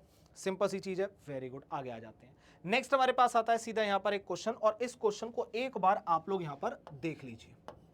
चलिए ये क्वेश्चन आपसे बोलता है a particle move with a velocity, आपको वेलोसिटी गिवन है under the influence of a constant force, जो कि आपको ये गिवन है। द नेक्स्ट इंस्टेंटेनियस पावर, अब है भाई इंस्टेंटेनियस पावर अभी मैंने आपको बताई है क्या होती है मेरे लाल, एफ डॉट में वी होती है। और एफ डॉट में वी का मतलब क्या हो गया, फोर्स और वेलोसिटी आपको दी हुई है, तो आप लोग डायरेक्ट यहां पर मल्टीप्लाई करके निकाल सकते हैं, कोई दिक्कत आपत्ति आपको नहीं होने वाली। देखो फोर्स कितना दिया है बेटा बताओ, फोर्स आपको दिया है यहां पर 20I, डॉट प्रोडक्ट में तो डायरेक्ट कर दीजिए आप लोग, कोई दिक्कत वाली बात नहीं है, प्लस में कर देंगे हम लोग क्या 15J, ये देखिए 15I 15J माइनस का कितना हो जाएगा हमारे पास 5K, ये आ गया हमारे पास इतने न्यूटन। तो वहां पर वेलोसिटी कितनी दी हुई है बेटा, वेलोसिटी आप लोगों को गिवन है 6I और माइनस कर लीजिए आप लोग कितना 4J, 6I minus 4J plus का कर लीजिए आप लोग कितना 3K मीटर पर सेकेंड। बोलो क्या इतना क्लियर है? ये दोनों टर्म आपको अगर दिए हुए हैं तो बहुत आसानी से आप लोग यहां पर क्या निकाल सकते हैं, पावर निकाल सकते हैं। देखिए अब पावर क्या हो जाएगा आपके पास, एफ डॉट में भी जैसा कि हम लोग फॉर्मूला जानते हैं, कुछ नहीं करना हमें, डायरेक्ट मल्टीप्लाई करना, आंसर आ जाएगा। एग्जाम्पल के तौर पर ये कितना हो जाएगा 6 दूनी 12 यानी 120, ठीक है। आई डॉट आई कितना होता है बेटा 1 होता है, माइनस प्लस कितना हो जाएगा मेरे लाल, माइनस हो जाएगा। अब 15 ये 15J की 4J से मल्टीप्लाई करो, 15 चौके 60, ठीक है। J डॉट J कितना हो जाएगा 1 हो जाएगा, माइनस प्लस कितना हो जाएगा बेटा माइनस हो जाएगा। उसके बाद 5 की मल्टीप्लाई कर दीजिए 3 से, तो 5 3 15, इतनी निकल कर आएगी वॉट। ये देखो ध्यान से देख लीजिए आप लोग कितना निकल कर आएगा, तो आपको यहां पर समझ में आ जाएगा, आ चुका होगा 45 जूल पर सेकेंड। ये देखिए ये हमारे पास क्या निकल कर आएगा बेटा, पावर निकल कर आएगा, जिसकी हम लोग बात कर रहे हैं। तो अगर हम आंसर में टिक करें तो हमारे पास कहां पर है भाई 45 का मतलब option number B is the right answer. ये लीजिए option number B is the right answer. ध्यान से देखिए एक बार आप लोगों को चीजें समझ में आ रही होंगी, क्या इतना क्लियर है? वेरी गुड मेरे लाल, आगे चलते हैं। तो नेक्स्ट क्वेश्चन हमसे क्या बोलता है, देखिए एक बार नेक्स्ट क्वेश्चन आपसे क्या कहता है, एक बार आप लोग इसे ध्यान में रख के कोशिश कीजिए सॉल्व करने की, तो आपको चीजें समझ में आ जाएंगी बेटा। कहता है a motor boat is travelling with a speed this is the force due to flow is इतना। तो आपको यहाँ पर पावर बतानी है भाई, इससे सिंपल कुछ नहीं हो सकता, पावर इक्वल टू क्या हो जाएगा भाई, एफ डॉट में वी हो जाएगा। फोर्स कितना है मेरे लाल, फोर्स हमारे पास है 500 और मल्टीप्लाई कर दीजिए आप लोग कितने से 3 से, तो पावर आपके पास कितना निकल कर आया बेटा 1500 वॉट, ठीक है। ये हमारे पास निकल कर आ गया। लेकिन अगर हम लोग ऑप्शन में ध्यान से देखें तो यहां पर सब में किलोवाट दिया हुआ है, तो हमें पता है कैसे निकल कर आएगा। तो पावर को हम लोग और क्या लिख सकते हैं यहां पर 1.5 kW, 1.5 kW। क्या इतना क्लियर है? चलिए तो इसका मतलब हो गया हमारे पास सी इज द राइट आंसर। बोलो मेरे लाल क्या इतना क्लियर है? आराम से देखिए आप लोग, कोई दिक्कत और आपत्ति आप लोगों को यहां पर नहीं होने वाली बेटा, ठीक है। चलिए बात करते हैं नेक्स्ट क्वेश्चन की। अब बहुत सिंपल सी चीजें हैं ये, अगर ये वाले कॉन्सेप्ट आप लोग सीख गए ना तो आपको सारी चीजें क्रिस्टल क्लियर हो जाएंगी, क्योंकि बेसिक ही स्ट्रांग होना जरूरी है। आपसे कहता है अब वेट लिफ्टर लिफ्ट 300 kg। अब सोचो नीचे से उसने 300 kg को लिफ्ट किया, एक वेट लिफ्टर है वेट को लिफ्ट कर रहा है from the ground to a height of 2 metre in 3 second. The power, अब है भाई क्या पावर आपके पास ऐसी कंडीशन में mgh/t नहीं हो जाएगी? बहुत सिंपल बेसिक नहीं है। मास कितना हमारे पास बताइए, 300 kg लिफ्ट किया उसने, मल्टीप्लाई कर लीजिए आप 10 ले लीजिए इसे, g को, h कितना हमारे पास 2 है और अपॉन में अगर हम बात करें 3 हो जाएगा। तो यहां पर बताइए आप लोग मुझे पावर कितने निकल कर आएगी? आप लोगों को सीधा सीधा सिंपल आंसर मिल रहा होगा 1960 वॉट के आसपास, ठीक है। ये लीजिए आप लोग उस वहां पर करना क्या है, कुछ भी नहीं करना भाई, ये लो यहां पर इसे 10 की जगह 9.8 कंसीडर कर लीजिए, ऑटोमेटिकली आंसर भाग के आएगा। ये देखिए इसे 9.8 कंसीडर कर लीजिए, तो आपके पास आंसर कितना आ जाएगा 1960, जो कि हमें दिया हुआ है कहां पर, ऑप्शन नंबर डी में। बोलो बेटा क्या इतना क्लियर है? आराम से देखिए एक बार, सिंपल से क्वेश्चन है आपके जो भी आपको यहां पर दिए हुए हैं, कोई दिक्कत आपको यहां पर नहीं होने वाली मेरे लाल। अब हम चलते हैं नेक्स्ट क्वेश्चन की तरफ। चलिए एक बार आप इसे देखिए, तो आपसे यहां पर ये बोलता है बेटा, ये देखो अगर हम लोग यहां पर इस चीज के लिए कंसीडर करते हैं, क्या था, power of a water pump is इतना। पावर आपको दिया हुआ है, पावर कितना दिया हुआ है 2 किलोवाट, जिसे हम लोग लिख सकते हैं 2 × 10⁻³ वॉट, सिंपल। उसके बाद कहता है जी आपके पास कितना है, यहां पर आपको 10 कंसीडर करना है क्योंकि दिया हुआ है, तो जी आपसे बोलता है 10 मीटर पर second square. The amount of water it can raise 1 minute. Time आपको कितना दिया बेटा, टाइम आपको दिया है 1 मिनट, जिसे आप लोग लिख सकते हैं यहां पर किस चीज के लिए 60 सेकेंड। कितना लिख सकते हैं 60 seconds to a height of 10 metre. तो आपको यहां पर जो हाइट दी है बेटा वो कितनी दी है 10 मीटर दी है। बोलो क्या इतना क्लियर है? अब आपसे पूछ के रहा है, सिंपल पावर ही पूछ रहा होगा क्योंकि हम टॉपिक ही वही पढ़ रहे हैं, है ना? तो अब बात करते हैं आगे की। कहता है पावर हमारे पास लीटर वगैरह में पूछ रहा है, कोई दिक्कत वाली बात नहीं है, आप पहले नॉर्मल निकाल दो। पावर हमारे पास क्या होती है बेटा? ये होती है mgh/t। इस चीज को थोड़ा सा समझिए। तो मास आपके पास यहाँ पर कितना, देखें एक बार, क्या दिया हुआ है? क्या दिया हुआ है? क्या वाटर पंप? नहीं। अच्छा, मास तो हमें निकालना है ना, गॉट इट। तो P इक्वल टू क्या हो जाएगा हमारे पास? mgh/t। और m क्या हो जाएगा हमारे पास बताइए? pt अपॉन में क्या हो जाएगा बेटा? gh। ये हमारे पास कुछ फॉर्मूला बनेगा। पावर आपको ऑलरेडी हम लोग क्या बोला? 2 × 10 की पावर 3, 2 × 10 की पावर 3 हो जाएगा। और t हमारे पास कितना हो जाएगा? 60 हो जाएगा। डिवाइड कर दीजिए, हमारे पास g कितना होगा बेटा? 10, और हाइट भी कितनी है? 10 मल्टीप्लाई बाय 10। तो m आपके पास कितना निकल कर आएगा बताइए मुझे? बहुत सिंपल है, आपको दिख गया होगा आंसर भी आप लोगों को दिख गया होगा यहाँ से। तो m आपके पास कितना निकल कर आ जाएगा बेटा? 1200 किलो। कितना आ जाएगा? 1200 kg। ये देखिए, लेकिन अभी आपसे बात हो रही है केजी में नहीं बताना आपको, यहां पर बताना है लीटर में। किस में बताना मेरे लाल? लीटर में। तो कोई दिक्कत वाली बात नहीं है, बहुत सिंपल है ये भी। अब हमें वॉल्यूम बताना है, ठीक है? अब क्या आप लोग ये नहीं जानते कि डेंसिटी इज इक्वल टू क्या होता है हमारे पास? मास अपॉन में वॉल्यूम। बोल मेरे लाल, बहुत सिंपल सी चीज है। तो क्या volume is equal to mass upon में डेंसिटी हो जाएगा? हाँ या ना में जवाब दीजिए। डेंसिटी ऑफ वाटर 10 की पावर 3, और ये हमारे पास कितना बताइए? ये कितना हो जाएगा हमारे पास? कितना हो जाएगा? मास आपको ऑलरेडी दिया हुआ है, डेंसिटी आप लोग जानते हैं वाटर की। अब मुझे बताओ कितना निकल कर आएगा? बोल मेरे लाल। ऊपर हमारे पास कितना है? सिंपल सी चीजें लिख लो, जैसा कि मैं आपको बताया। ये कितना हो जाएगा? 1200 kg। और ये हमारे पास कितना हो जाएगा बेटा? ये देखिए। और ये कितना हो जाएगा? 10 की पावर 3 kg/m³। बोलो क्या इतना क्लियर है? हाँ या ना? Very good. अब तो यहां से समझ में आ ही गया होगा। अब तो समझ में आ गया होगा बेटा। बताओ एक बार, कितना हमारे पास निकल कर आएगा? बताइए। क्या हम लोग इसे यहां पर ये बोल सकते हैं कि सर ये तो हमारे पास सिंपल सी चीजें हैं, केजी से केजी कैंसिल, तो ये जाएगा 1.2 मीटर क्यूब। 1.2 मीटर क्यूब का मतलब हमारे पास क्या होता है? वॉल्यूम हो गया 1200 लीटर। ठीक है, ये हमारे पास आ जाएगा 1200 L, यानी कि हमारे पास ऑप्शन नंबर चला जाएगा डी। क्या इतना क्लियर है? बहुत सिंपल बेसिक है। मैं हट रहा हूं स्क्रीन से, एक बार आप लोग देखिए। आपको यहां पर क्या दिया हुआ है बेटा? पावर वगैरह सब कुछ आप लोगों को दिया। आपने फॉर्मूला पिट करके मास निकाला। वैसे जो मास होता है ना, वही आपका लीटर होता है, ज्यादा घबराना नहीं है, ठीक है? क्योंकि हमारे पास क्या है? डेंसिटी वाटर की हमारे पास गिवन है। अगर कोई और लिक्विड होता तो उसकी जगह आप डेंसिटी पुट करके आराम से निकाल सकते थे। ये चीज आपके पास है। तो अगर आप लोग यहां तक आ गए, इट मींस कि आपने वर्क एनर्जी पावर को बहुत अच्छे से सीख लिया है। मिलते हैं आप लोगों से नए चैप्टर में, नए लेक्चर और नई एनर्जी के साथ। Thank you so much.